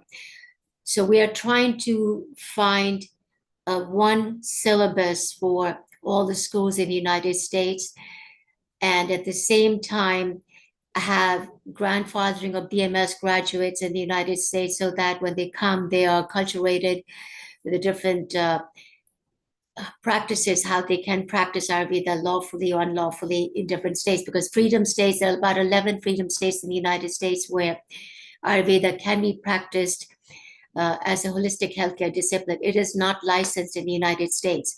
So we're looking for licensure at this time, political advocacy, and trying to combine groups so that there's one accreditation, there's one credentialing, and people are not confused when they are taking on Ayurveda. At the same time, I think yoga and Ayurveda are twins. And I was happy to be part of the first World Meditation Day at the United Nations. Our organization, Science of Spirituality, which is non-denominational, and it's an NGO with the United Nations. I gave a lot of meditation sessions at the UN for UN diplomats. And it was happy to see that our dream had come true, that December 21st has become the Winter Solstice Day as World Meditation Day. So the core team members that actually got this initiative moving in the United States was Sri Lanka and a small country, Liechtenstein, which is between Germany and Austria. They're the ones who initiated the process, and then the core team member states joined, which included India, Nepal, Mexico. And so there were 6 core team member states after that, and UN declared it as World Meditation Day. And I'm happy to be that I was part of the first World Meditation Day, and we talked about it is a human right, just like holistic healthcare discipline is something that we all should be imbibing, whether it's a daily regimen or whether it's seasonal regimen.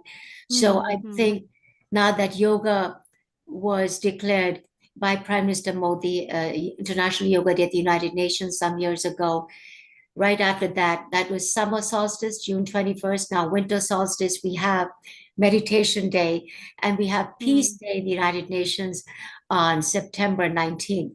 So all this combines together, and hopefully one day we will see International Day of Ayurveda Day in the United Nations. And that has to come from a member state, which could be either India or Nepal or Sri Lanka, because these are the countries or member states in the United Nations that have Ayurvedic practice, and it comes from there.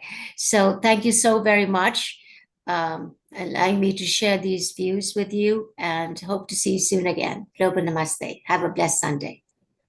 Thank you, Dr. Renee. You have always been a big part of Healing Our Earth, and your insight and vision is always an example. And the points that you mentioned are also very right, and we'll be taking that forward. It's really wonderful to have you, and have a very nice, beautiful day. It's time to move to Dr. Bhairav Kulkarni in India. Dr. Bhairav Kulkarni is an Ayurveda expert, and he is a vice principal and head of department of one of the departments of Kai Chikitsa, which is internal medicine, and he is also the director of Sri Siddhi Vinayak Ayurveda Panchakarma Center. If we can have your video, it will be nice. Dr. Bhairav Kulkarni, can you hear us? Yes, I hear you. I am unable We can't to see you.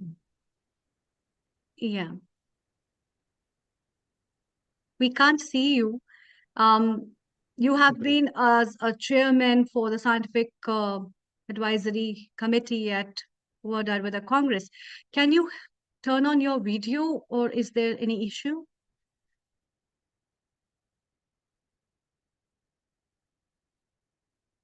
Am I audible? Can you hear us? We can we can hear you, Amrita. Let's move on to Dr. Rucha and with Acharya. So, Yeah.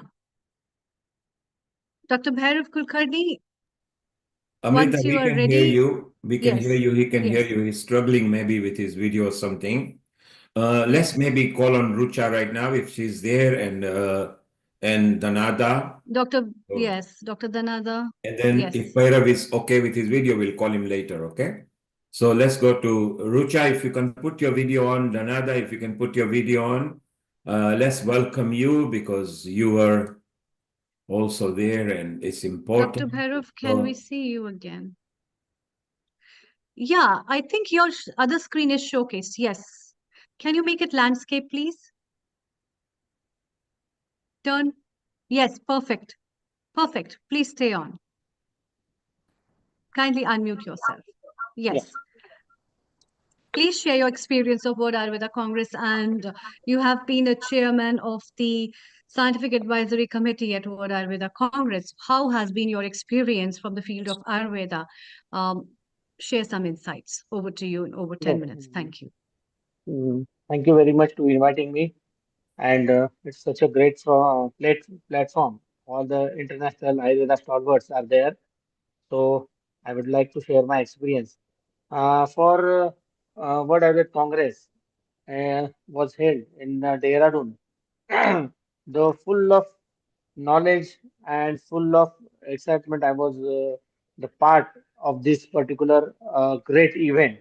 And on that day first, 12th of December, I was invited as a chairman for one of the session, and lot of students from the students there examined some students. They present their paper over there, and some teachers are there. They present their papers, research articles, and the very knowledgeable themes, very knowledgeable research work was there. Also, uh, I attend practitioner conclave. I'm an academician as well as practitioner, so I attend one of the practitioner conclave, and Honorable Dr. Devpujari sir, he is president of NCSM. He guided to how to practice in upcoming days as a Ayurveda practitioner, and it was a wonderful session over there. Also, the session was there for international delegates and also international speakers who attend this session also. So most of the more than 25 countries, people and students and the particular professor and who have the unit in outside India, they were joined this particular association event. And this workshop is for 3 days for international people, and it was a great meet to international people over there and international assembly. They taught their experiences, how they're facing some problems in outside India. So it was wonderful, and some people from India who had previously worked done in most of the countries like Europe, like UK, as well as US and Southeast Asia. So they shared their experience also over there. Also, I was involved in principal conclave. I was a part of a particular conclave because I am a vice principal of the Ayurveda College. So most of the doctors and most of the principal from all over the India was joined this conclave, and it was very wonderful. All the NCSM team, honorable president, then Ayurveda director, they guided all the principal how to continue their college and how to teach the students, and they given some tips regarding the management as well as the MSR and the guidelines.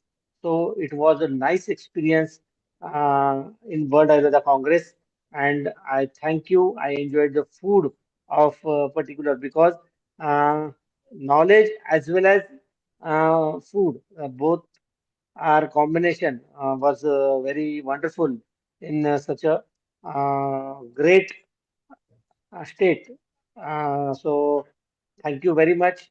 This is my experience all over. I have less time, so I conclude my talk and thank you, Ms. Amruta, who invited me in a third time, I think so. And I am a part of your association. So thank you, organizer, and thank you. Keep in touch. I will do my best in future also with you. Thank you. Namaste. Namaste, all of you. Thank you. Thank you, Dr. Bhairav. Um, it's always wonderful to have you at our platform. You always bring a lot of new things, as well as your work itself speaks, and it's nice to have an insight of World Ayurveda Congress from your mouth, actually. So thank you so much. Please stay around as we move from India to US. I'd like to invite our lovely guests who are on the screen with us. Um, uh, Dr. Dhanada Kulkarni, who is our regular guest contributor, as well as Veda Miller lead at Healing Our Earth team. And I'm also really glad to welcome Dr. Rucha Kelkar, who is our guest contributor of today's episode.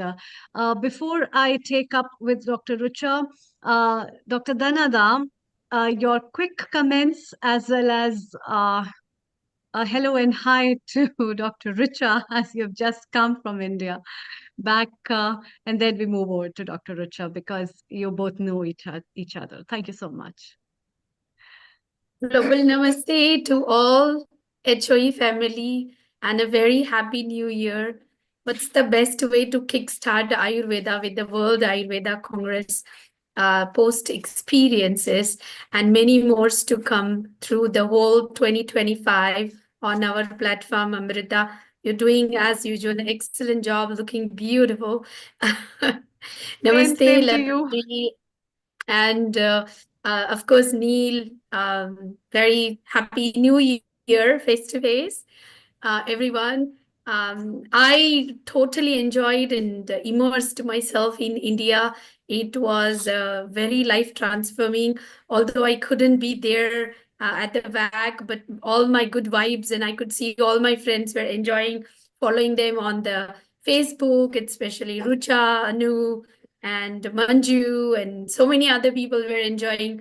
And I had my own personal things to attend, and it was a very beautiful event at my end as well.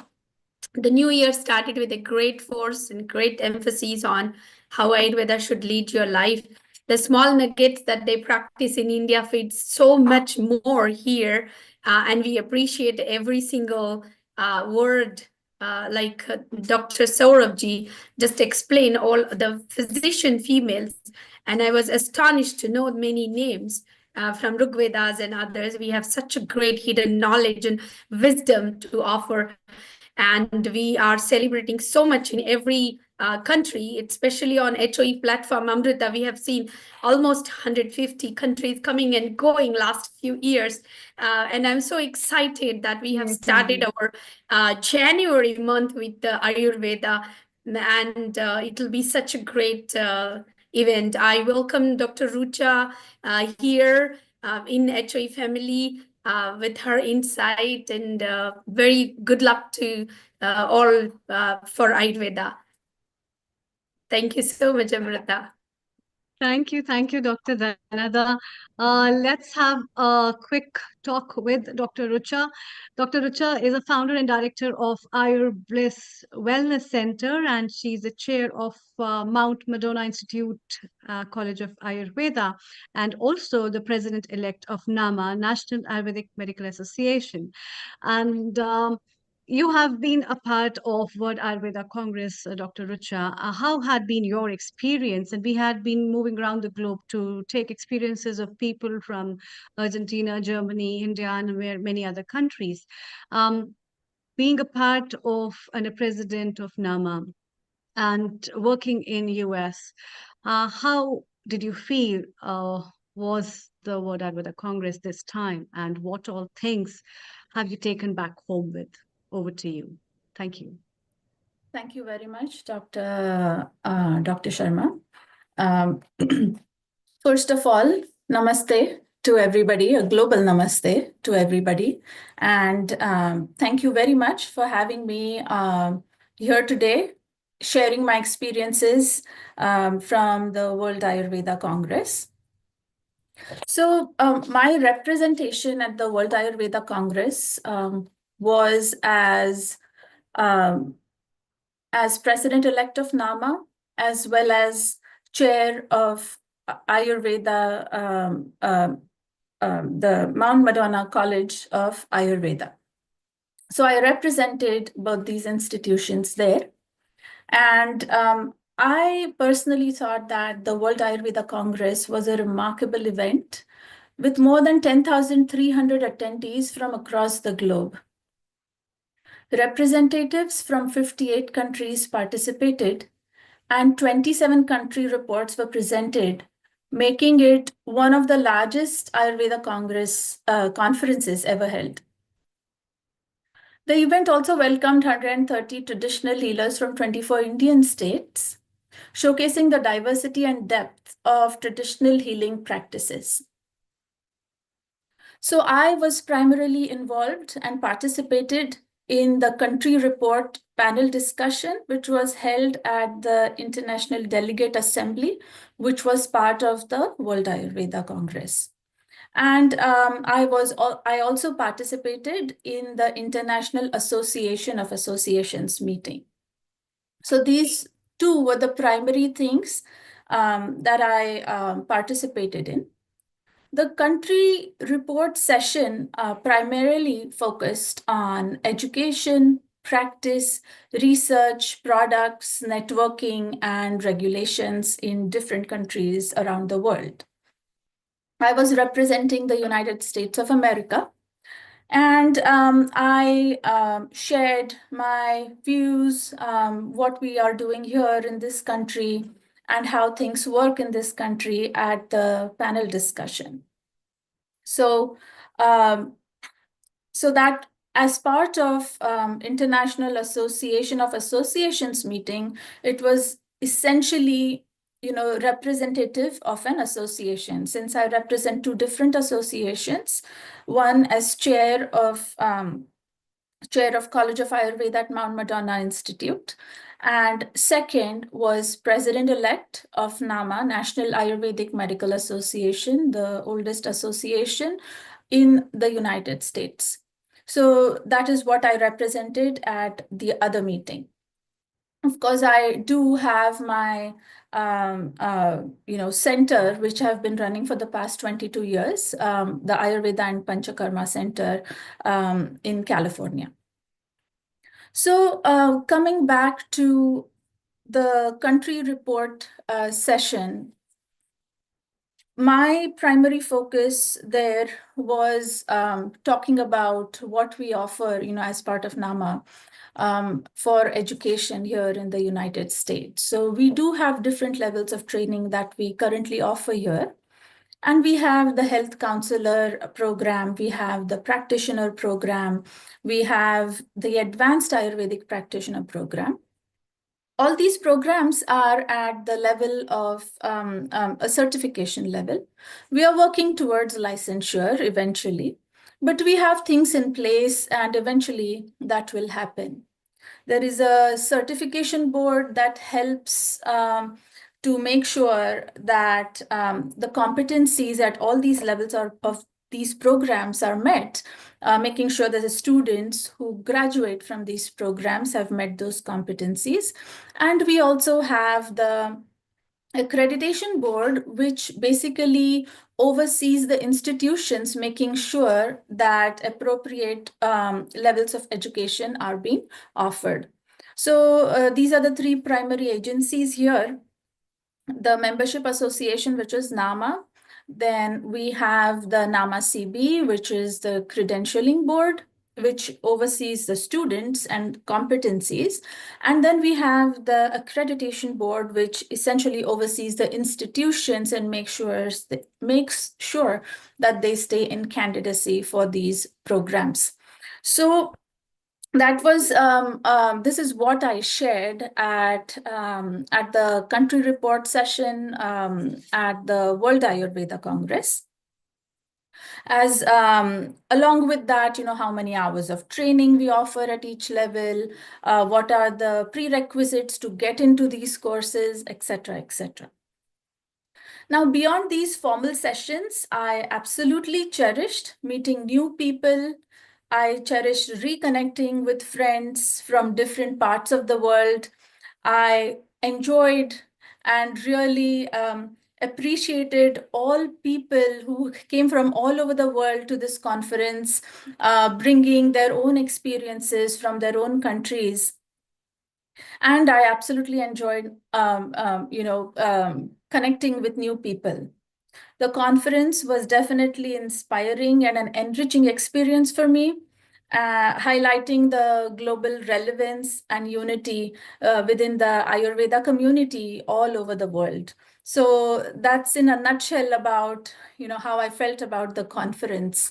So that's it from me here. And I'm happy to answer any questions if you have any. Yeah, thank you so much, Dr. Rucha. What kind of, so being a part of the international conclave, what kind of do you think are the policies and the frameworks which are still left to be done, and what all things were discussed? As the president-elect, you were the part of it, as well as from the international forum, you were the part of it. So on that way, what all things do you think were left out, and what all things have to be added and were added into this for this conference? Over to I you. would say that in terms of policies, we didn't go very much into details about that at the meeting, but a lot of information was definitely taken in through our roundtable discussion, through our panel discussion. And I'm sure, there will be certain things that will be put in place, and we will definitely reconnect, in a little bit once we have all of that, because there were representatives from different countries with different backgrounds and different things in place in each country. Okay, interesting. And what all is your association doing in US? Please tell us that as well. And I think there's an upcoming conference at your end too. Please let us know, and then we have quick comments from our founder and director, Neil Kumar. Yes. Absolutely. Thank you. So NAMA is hosting their annual conference in Dallas, Texas this year from May 2nd through May 4th. It's our annual conference. We invite speakers and application for papers to present at this conference. NAMA has been around for 21 years, and we have about over 1,700 members who are part of NAMA.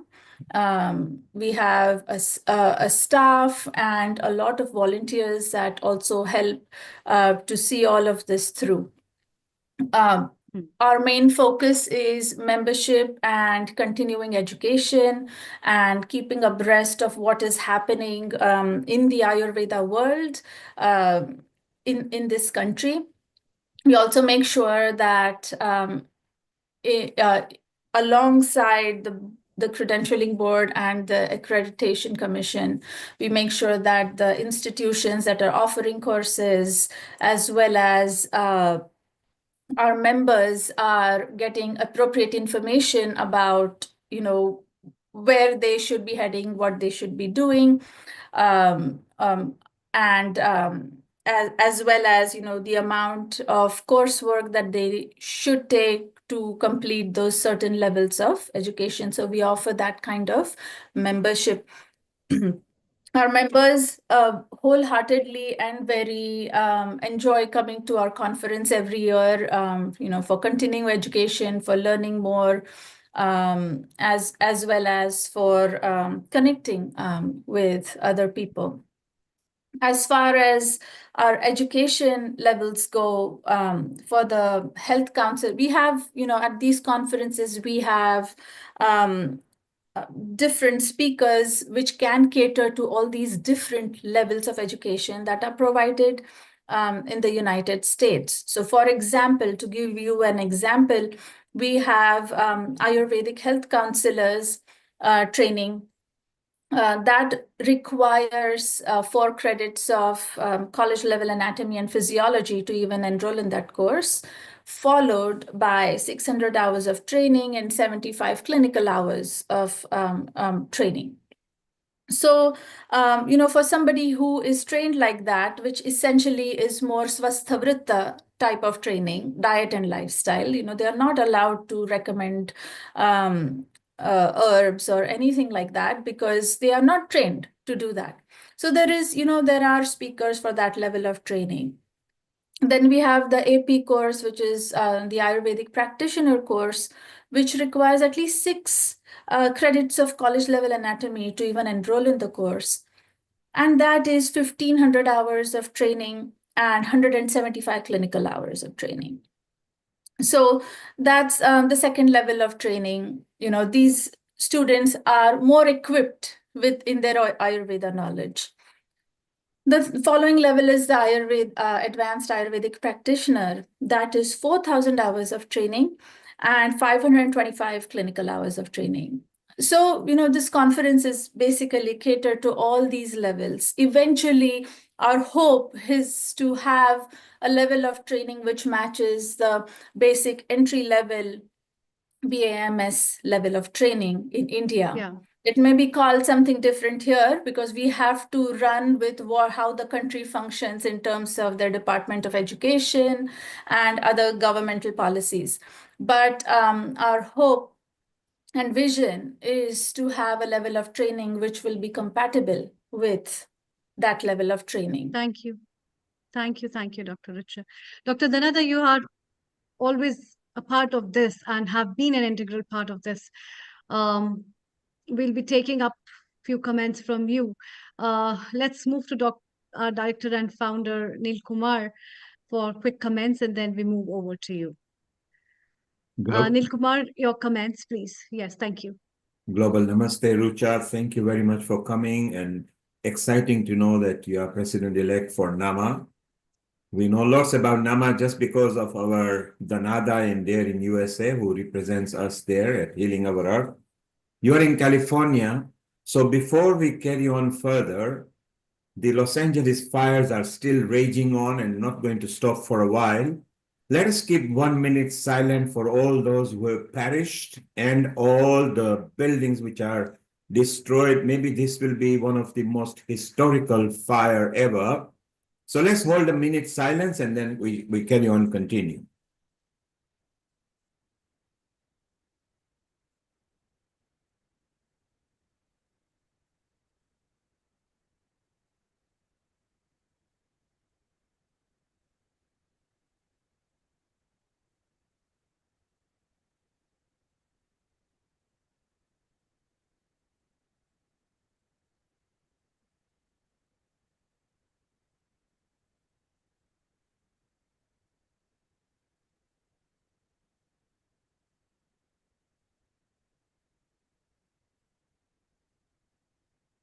Om Shanti.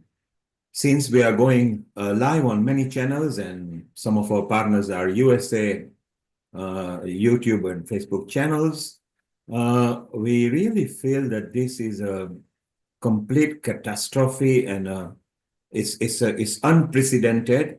Maybe in the history we will see in such a short space, although Los Angeles is very big, such kind of disaster, and it's still not finished because the winds have picked up. As we are talking right now, it has even attacked more places. So let's hope that, and there is no war. There is no argument about religion, gender, and nature has got its different style of doing it. So may Earth bless everybody over there. Our special condolences to the family of those who have lost their loved ones. But the world moves on. Let's move on. So, Rucha, you are in an exciting position because you are going to go to Texas. And Texas is where the Nada made tapas famous because she was so good at organizing there. Not only did she bring Ayurveda in the forefront, she got the Sanatan way of life and Vedic knowledge even into the temple, which was very exciting. So we are so glad that you're going to move there into Texas.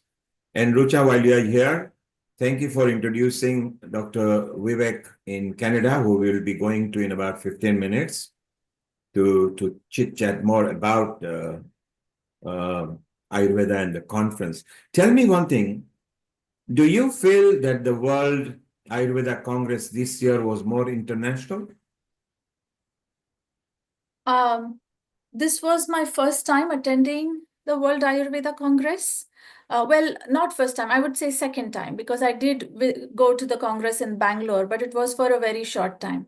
I was much more involved in the conference this time, and I do think it was quite a global event. And did you feel, because I believe your country of birth, is it India? It is India. So your country of origination is India, but you are now American. Did you feel that when you went in the conference, there was international touch to it? If I may ask, in what way? In hospitality, in behavior, in protocol, in etiquette, in every manner. I think I would say it was extremely professionally done, and extremely professionally done for everybody, for local delegates as well as international delegates. Simply amazing. And earlier we had actually Dr. Shishir, who was one of the state conveners, and he described the logistics of such a big event, which was planned as a general event and suddenly turned out to be massive event with almost third of the globe attending to it. Dhanada, you were in India, but you were not able to make it. You were busy with your own projects and things. What are your thoughts, Dhanada? What did you feel? Because you were catching up on the social media, what was happening. Yes, I heard it was phenomenal. And like Rucha said, I also felt there was vibes getting internationally inclusive with all the problems outside India that we are facing to practice Ayurveda. Because Ayurveda has suddenly, as you all know, become a golden career, I would say. Everybody in next 5-6 years are going to thrive this career. And I feel very honored and very valuable to know that India is having such a great initiative as well. And we all being a part of stakeholders, we have a lot of responsibility in London, in Australia, in US. As Neil, you are a part of many of these groups. We try to connect globally all these families in HOE. And we are learning step by step, which I think WAC has also been very impressive and phenomenally concluded their conference this year. I hope this to be continue and being a part of that next year with Amrita. Talking about Amrita, Dhanada, because she's your colleague and she's the chief admin at Healing Abroad and a senior anchor. She has done a wonderful job in a short space of time with our Venkata Joshi. She went to so many countries and had to select. There were many people who wanted to come, but because short of time, we selected few countries. And Neil, sorry to disturb. On this occasion, I would like to take a few moments that she's also organizing a beautiful conference of Ayurveda about the mind, body, and well in IIT Mandi. I want to congratulate Amrita and would love to invite on behalf of her for all the delegates, as many as they could. And yeah, we should be promoting more such things from Amrita to many IITs, and she could become the iconic Ayurved physician there. And I am very well part of that. So congratulations, Amrita. Thank you. And, Thank you, Dr. and Dhanada. Amrita, she is actually referring to this MBCC conference that's going to be so exciting and taking place in India. Maybe you can tell us a bit more about it, so those who have just joined, they can know more about it. Yeah, so thank you, Nilkumar, and thank you, Dr. Dhanada. This is the second international conference which our Department of Indian Knowledge System and Mental Health Applications at Indian Institute of Technology, Mandi, which is in Himachal Pradesh, which is Kangana Ranaut's area. I hope everybody knows Kangana Ranaut as a Bollywood star and an icon. And this conference, a couple of people who have never been to India just knew about Mandi because it's her area. So thanks to her for making us famous. We know you. And We know Amrita's area. Amrita, as Dhanada says, forget Kangna Ranaut. Now the world knows Amrita Sharma, who is famous for healing our earth. Well, thank you so much. But then this conference is on mind, brain, and consciousness, which has the following themes of science of consciousness, neuroscience and mind and brain, theories of perception, quantum perception, cognitive psychology. We are working on cognitive biomarkers as well as wearable IKS devices. Sleep and dream studies are conducted. So we are inviting themes for that. The Indian philosophy has been talked about with Indian knowledge system, and for mental health, Ayurveda and mental health is also one of the themes that we all can put in our efforts for. Indian performing arts, music and music therapies, and IKS personality traits with IKS intervention with AR as well as VR. So these thematic areas will be covered from 4th to 7th of June in 2025, and the last date of submission of full papers has been extended to 21st of January 2025. And also to add on that, it will be published as an extended version in Springer edited volume. And the registration fees is these many US dollars. And Amrita, we are so proud that apart from being a chief admin at Healing Our Earth and a senior anchor and a complete contributor at Healing Our Earth, you are also part of IIT Mandi over there. So people will actually be able to see you, which is so wonderful. Yeah. Those who are actually wanting, so it'll be so nice. And hopefully Dhanada will be there with you in person there. And Rucha, you can I'm one of the technical committee members there working behind. So the success of that will be from all of your ends that will come up. And that's where we require the hands of technology and Ayurveda. And these are just some of them over here who are actually part of this organization. You can see the general chairs.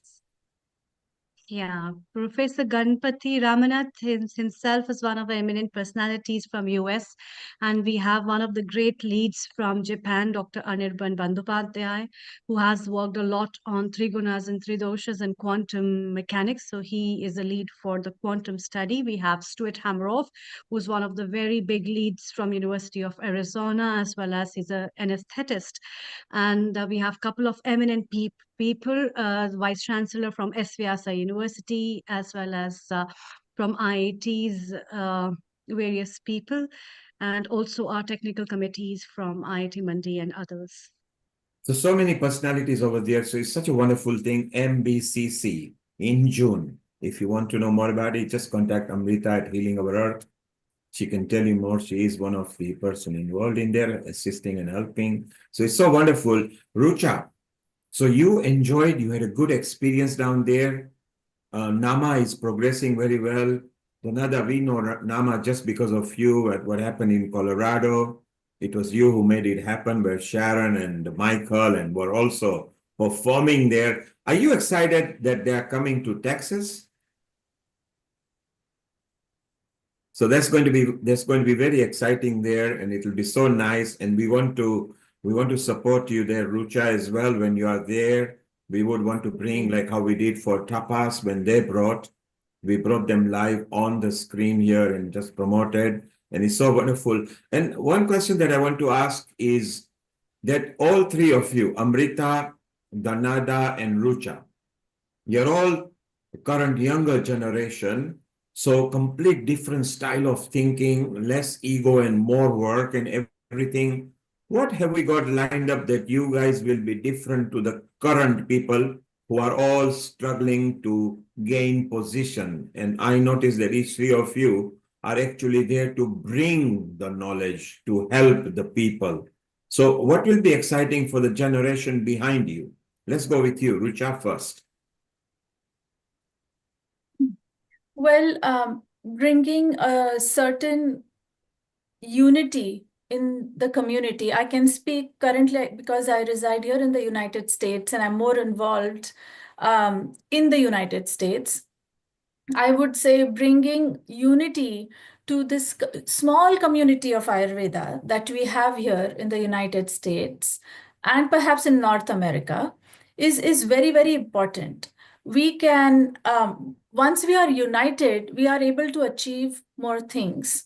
And in terms of bringing Ayurveda to the forefront, making it not just a diet lifestyle system, but bringing it to be a system of medicine in this country. And that is really my vision and goal, to establish Ayurveda at the forefront and to support whoever is the practitioners. It's very important. You can create all these people and teach them Ayurveda, but what are they going to do with it? So we have to also create jobs in some way for them to be able to learn this science. We have to create experiences for them to enhance their knowledge. So this is really what I'm seeing for the next generation. So Rucha, these are Rucha, yes. you are very clear. Unity and supporting the existing structure and maybe enhancing them. So that's wonderful. Unity is very important, because if there is no unity, then there is disparity. Dhanada, what do you want to add to that? Well, if you ask me, Neil, what Ayurveda started by Modi ji, first sentence he said is Har Ghar Ayurveda. And my strategy for bringing Ayurveda is beyond education. We will learn, we will practice, but to get the license structure, we need to go to the grassroots level. So our generation, as you rightfully asked, we don't keep secrecy. We would not like to keep Ayurveda to ourselves, especially in my view.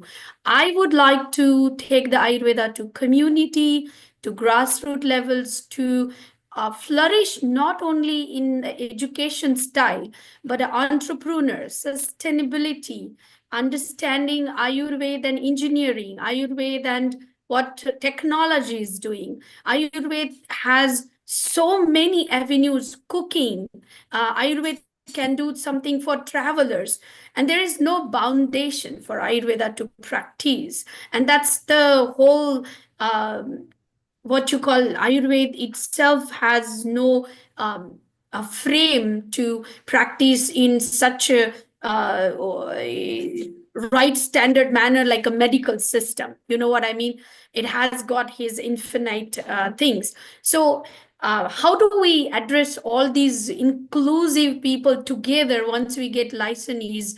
That standardization quotient can later on further bring us into, like Dr. Rucha said, more of bread and butters and other things. But for me, if we really want, like what other sciences like Chinese medicine or others doing, is they doing much more going for a regular public domains. And we should be addressing that and not keeping any secrecy of practice to friends and families and students and our practitioners, especially coming from Indian origin. People do see us as an expert domain in that, and we should be very vocal about it. That's what I feel, Neil. Thank you, Dhanada. So Dhanada want to expand on professionality, standardization, and she wants to bring at forefront issues that can make Ayurveda be known in open structure, not in a secret structure. So stay around, Dhanada. What we will do, Amrita, let's welcome our next guest, Vaidya Vivek Chadha. He's also running an Ayurveda Wellness Center, and I think he's in Brampton in Canada. And I think he has over 30 years worth of experience. So another senior wisdom person. So we bring him on right now, and then we will also ask him what he thinks he wants to bring in. So Amrita, let's welcome Dr. Vivek Chadha for a while. Thank you, Neil Kumar. Thank you, Dr. Richa and Dr. Dhanada. Please stay around. Global Namaste and a very good morning, Dr. Vivek. Dr. Vivek is the founder and director of Ayurcare, Ayurveda Wellness at Canada, and he's also the director of Ayurveda Allied Research Council at Canada with over 33 years of expertise in Ayurveda. He's a seasoned Ayurveda practitioner dedicated for promoting holistic wellness, and he has his distinguished career is marked by significant contribution to healthcare, Ayurveda awareness, integrative medicine across both India and Canada. And being an established practitioner, Dr. Vivek, and you have been the part of 10th World Ayurveda Congress. How has been your experience? And what do you think? How is the prevalence of Ayurveda back at Canada, and what all has to be done? Over to you. Thank you. Namaste. Thank you very much for taking me in. I'm audible? Yes. Yes, yes. Today's Vivekananda's Jayanti, so starting I will do with great motivational quote about him. Like he said, if we both exchange 1 rupee, we have 1 rupee each. But we exchange 1/3 each, we have 2 good thoughts to be taken for the life. That is in another thing. Today I'm at Niagara Falls, world famous Niagara Falls, and attending from there. Firm believer in, you say, Ayurveda, not only Hitayu Sikhayu, my take is Shatotarayu. 2 things I always, when I talk to people, I tell them about it, to how to manifest their life. So my Shatotarayu is my take on them. Firm believer in Rig Veda Shaloka, Tachakshurde Pursta Shukr Muchrat Pashem Sharda Shatam Jivem Sharda Shatam Shrunyam Sharda Shatam Prabhavam Sharda Shatam Adina Sham Sharda Shatam Bhuyascha Sharda Shtat. How beautifully this shloka is written, this sukta is written. That look at it. Sometime forward, I may explain how why I like this shloka. So it was a wonderful experience in World Ayurveda Congress. I would say Kumbh happens in 12 years, in 2 years. It happens there, but it was like a Kumbh of Ayurveda. So many people, so many enthusiastic people. It was really, really good to see that how people are now liking it, how people are now trying to get involved in the Ayurveda. When I started, it was not Ayurveda. Everybody was thinking about integrative practice only, or just modern science, a way to get license and then practice different things. But now time has come for the Ayurveda. I was invited as a international delegate from Canada in WAC, and 4 days I stayed there. 11th evening I reached there at Dehradun, and till 15th I was there, attended all of them. Got fortunate to talk to meet so many learned people, apart from government people, apart from educationists. So many learned people are there. If you ask me, so I was presenting about, since Dr. Rucha said about like what are the practice situation, what are the educational standards there, what are the researches going on. So when I didn't attend it, I was thinking that my country in Canada, it's not an issue. It's an issue to practice Ayurveda. But I see there that each and every country is having the same issues of standardization, same issues of accreditation, same issues of regulation. All the countries are having the same issues. How to overcome those situations? There were a lot of suggestions coming through it. But afterwards, I have thought about it. Another point I would like to share with you. I have not discussed it with anyone. And because I approached here the naturopathic colleges to give us a bridge course, how we can be in the mainstream healthcare then. but I was surprised that the leading those transcription agencies like WES, who gives all the transcripts to all the institutions, they are not able to assess Ayurveda degrees because they don't have those resources from where they can assess the 6-year BMS degree on the parameter the West wants. So that's a big thing now. Working on it, I have emailed them to how it can be done, because in India now it's a standardized code. Each and every university, each and every college is having the same syllabus, same way of teaching, but they are not standardizing it. So that's a main thing. Regarding another thing for practice rights or for products or herbal products, definitely there is big concern about metal formulations here. But apart from that, there are some natural products which can be licensed here. We can get them here, get them approved here, and then can be used as a practitioner here. It's not regulated in Canada, but regulated doesn't mean that you cannot practice it. It is regulation is for the patients, like for the clients, because they have certain rights about it. Here you can talk to them, you can guide them, advise them, but the products you are using should be at par as per Canadian laws there. Another thinking, it was a wonderful experience there. First day, it was like international delegate assembly was there, where the Kotoicha sir inaugurated it. Then we have discussion about different countries in the 2 days pattern. On the second day, it was US and Canada and all Northeast countries was there. And the same issues which I told you we were having here, discussed about it. A lot of discussion was going on. An idea came about association of associations. That's a good idea. We can have an association from different associations of the world. There can be an association so that all the global Ayurveda can be more prominent about it. Another thing I would say, Professor Neil, for asking some questions about it, like it was more global oriented this time because there was more global presence. And as Indian government's take is on making it more globally, making it more awareness in the West, in the other countries.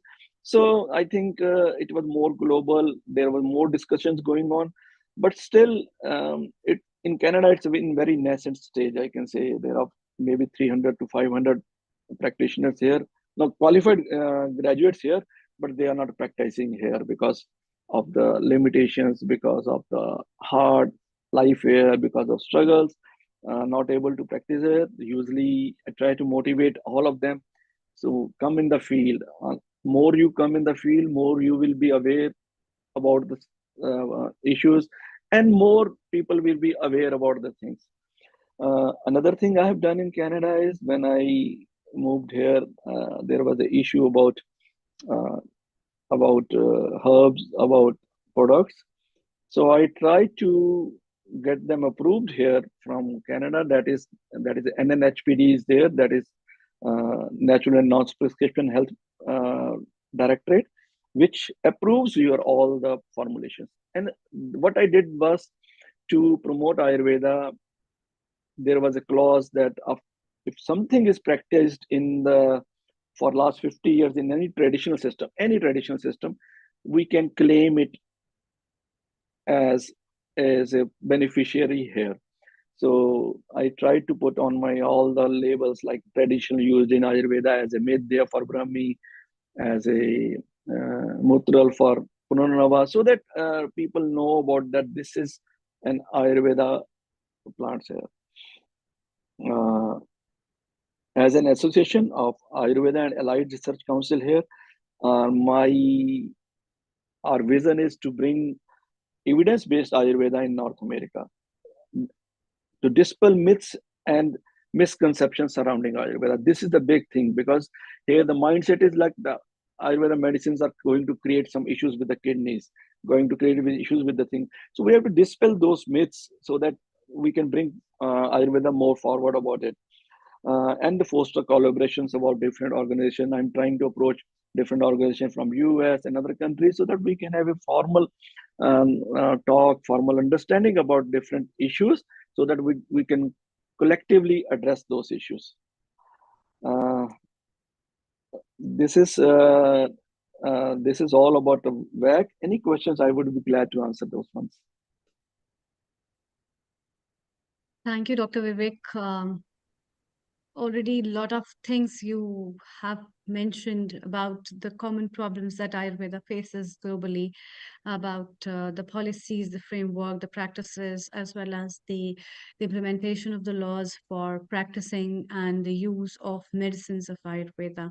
A lot of changes have to be brought on Yes. various levels to bring in the real ethics as well as to validate the proofs of the proven things that our legacy has been there from the traditional times. So thank you very much for joining us. And let's take up a quick comment from our founder and director, Neil Kumar. Over to you. Thank you. Global Namaste, Dr. Vivek. Namaste. Do you find there is a resistance with the Canadian Medical Board with regarding to Ayurveda? I would not say resistance because those people don't know about Ayurveda. We have to make them more aware about Ayurveda. So look at it, if it's a family physician or a graduate of modern medicines, and they are not understanding the concept of like if I will give simple example. I am a patient with Crohn's disease. Some Chinese doc specialist, super specialist is attending him. So the guy is with me from last 3 years, from age 16 to 19 now. And symptomatically, documentarily, with colonoscopically, they are improved. When they went to the doctor here, he said there is a lot of improvement. I can see your score from 14 to 6 now. This is very good. So they told about it, Ayurveda. He said, I don't know about this thing, but whatever you are doing, it is good for them. So what we need is we need to create more awareness. We need to let them know how it can be helpful, how it can be complementing, how it can be in mainstream healthcare, that so much money they are wasting about it, and it can be easily treated. It can be easily corrected with this one. So I think on that part, we need more documentation. That is also I learned from WAC, ICD-11, other things. We are not documented those type of things. So I think resistance is not there, but for sure, they are not aware about the benefits about it. And do you think we've got penetration in the Canadian Medical Board with the Indian actual practicing medicine doctors who also follow Ayurveda? Is there an association that because if you got them in a higher position in the medical board, then they can slowly bring this alternative or integrated or auxiliary benefits that can be brought into the system? Do you think Yes. politically we have got that influence now? Because there are a lot of Indians in Canada. Yes, now there are a lot of practitioners which are on policy making decisions too and other things too. And recently I saw a video of Dr. Trehan and Dr. Sareen, how they said about good words about it. These are the words which will be when the people here see, otherwise they were not believing it. But right now, little bit changes is coming. I can see in last 2 or 3 years there are changes in coming on, and we need to make them more aware about it, and then it will be helpful. Superb. Dr. Amrita, I think Dr. Vivek Chadha has been very open and succinct in what he has said. So we've got the knowledge from Canada, roughly what's happening, from USA, from Argentina, from Germany, from UK, from India. It's nice to collate all this information. Everybody wants to create a master association.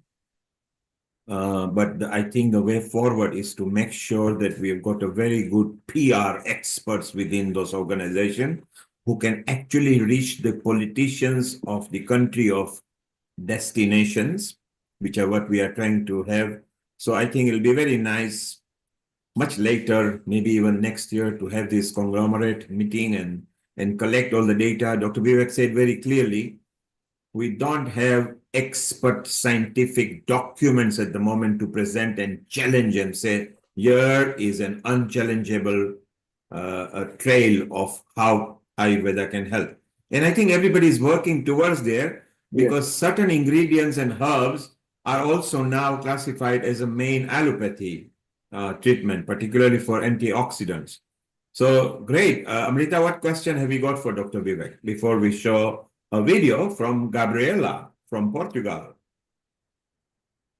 Thank you, Neil Kumar. Well, a lot has been said by Dr. Vivek, and I think a lot more things can be done apart from India to other parts of the world, where people can combine and join in together and join hands to bring these kind of facts, figures, which are overseas, so that the problems can be raised beyond those parameters and can be regularized on various bases for the people, for smooth implementation of practices of Ayurveda, as well as for people to prove the worth of where they have spent so much of time and their life years in this precious traditional knowledge system for working. And now we have a short video from Gabriela from Portugal, who could not make it for let this us now event. sit and enjoy, and we'll continue our chit chat. So just stay around. We are not finished yet.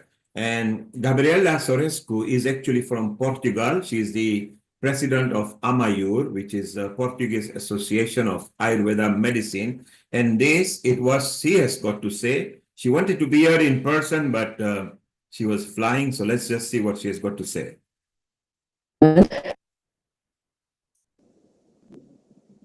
Good evening or afternoon to everyone. My name is Gabriela Paleta and I am an Ayurvedic practitioner in Portugal. And I am also the president of the Portuguese Ayurvedic Association, AMAYUR. I would like to start by expressing my gratitude to your kind invitation to this wonderful program, and that is regarding the 10th World Ayurveda Congress. It was with great pleasure and interest that I have joined the Congress.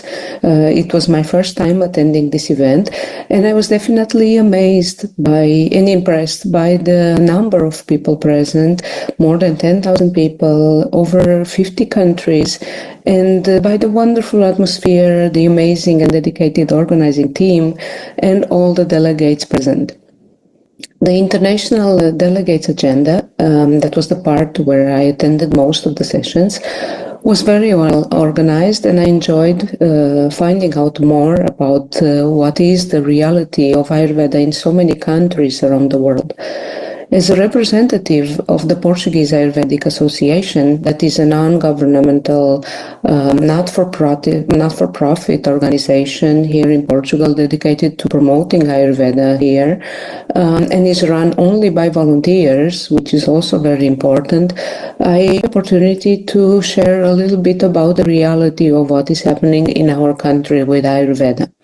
So Ayurveda exists in Portugal for more than 20 years and has focused mainly on, we as an association have been focused mainly on promoting Ayurvedic events, meetings, and also education for those interested not only in a healthier approach of their life and well-being, but also for those that want to become or already are Ayurvedic professionals dedicating their life to helping others on this path. We have been taking this role of education very seriously here and have been striving to promote an accurate, thorough and consistent education following international standards like the WHO standards and also BAMS curriculum as much as possible, attending also to the reality of this kind of education here in Europe and in Portugal. We have the important support of the Indian Embassy here in Portugal and also of many Ayurvedic doctors that visit us regularly from India and from other parts of the world and share their knowledge experience. For the last 10 years, we have also organized an international meeting, Ayurvedic meeting, of course, that started out small, more friends gathering with only a number of people, and now has turned into an international Ayurvedic Congress that is happening in the beginning of March of every year. And this year will be between the 1st and 2nd of March, and it will take place at the University of Lisbon. Being at the 10th WAC, particularly in the international delegates meeting, was very important for us to establish contacts with other Ayurvedic professionals and organizations around the world, and also understand the issues that we are facing in Portugal regarding Ayurveda, like the legal practicing or quality of education or cooperation with the local government and public, cooperation also with the Ayush Ministry and other Ayurvedic schools and universities in India. All these issues are similar in most of the countries, and this is what we've noticed. The openness and availability of the Ayush Ministry in supporting the international professionals and organizations that are dedicated to spreading Ayurveda globally, as well as promoting Ayurveda, international education standards for Ayurveda is very, very important to all of us. So, as it is, definitely, it will definitely help in establishing a more solid and qualified professionals and practices in our countries regarding Ayurveda. I was also happy to hear about the possibility of obtaining an international recognition in this sense, which will demonstrate definitely an important support and joint effort in promoting quality and standards of education in Ayurveda everywhere. During this Congress, we have also discussed about the creating a World Association of International Professionals and organizations that are dedicated to Ayurveda and can therefore form a body of representation for this medicine at the international level, like relevant forums like United Nations or WHO. Overall, the 4 days were packed with a lot of knowledge, a lot of experiences, meaningful international contacts and connections that brought us closer and allowed us to create a more united Ayurvedic body and bond globally. Because after all, we have all the same goal of bringing Ayurveda to every person, to every home in all the countries, right? So thank you very much again for this wonderful invitation, and I wish to you all a fruitful progress.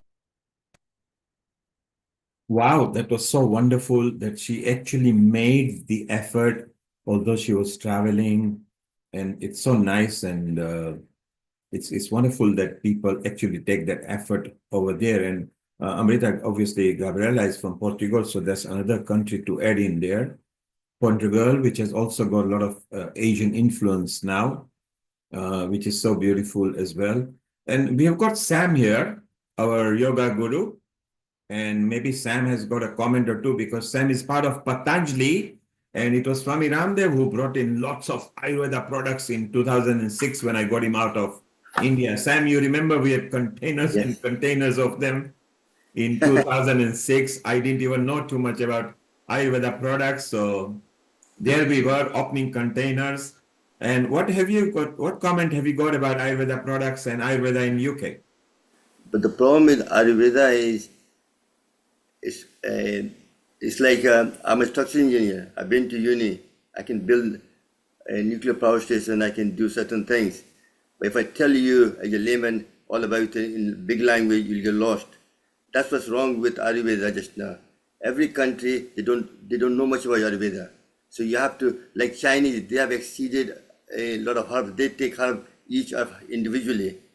So easier to understand if you bring ashwagandha or if you bring a neem or if you bring the giloi, one element, then people can understand, test it and find the benefit of it. Just now when you bring a 2 or 4 or 5 things put together, then difficult for them to understand what's happening. And also we don't have, and the quality of herbs are not the same. The potency is not the same. That's where we have to work on it to make sure we can make it. That's my kind of going on the, and that's why Western people kind of struggle with because it can't give the same result every time, depending where you're buying even haldi, which part of the world the haldi came from, or which part of India. Certain are more potent, some are less potent. So how do you quantify it? And that's where, and also Ayurveda is like catabolism, anabolism, metabolism. You got three processes happening in your body: Vayu, Pitta, and Kapha. And that's what through fire, air, space, earth, and element, those five elements make those Vayu, Pitta, and Kapha, and that's what brings everything back. It's like trying to teach somebody who doesn't know anything about it in deeper sense. You have to teach. You can start from. You have to go back to basic. So go one herb at a time. And once they see the benefit, like गुड़ खाने से आपको iron मिलता है, जैसे हम लोग beetroot खाने से blood का बढ़ता है. You have to train them slowly and then go deeper into it. Then you might get more positive results. Like COVID हुआ, then people went for the lung, they eat certain things. They thought they eat गुड़ खाएंगे तो lung साफ होगा, iron का level बढ़ेगा. It's like sometime, but Swamiji had brought the Ayurveda much more internationally by producing Arogvati. I used to have flu all the time. When my father was a doctor, he used to give me flu injection. I still caught flu. But since I met Swamiji doing yoga and taking Arogvati, which contained Giloy 50%, Neem 25%, and Tulsi 25%. I've ate that, and since last 20 years, I've never had flu, cold, any kind of thing at all. So I know it works for me. So, but how do you prove that to the local people? That's where the issues are.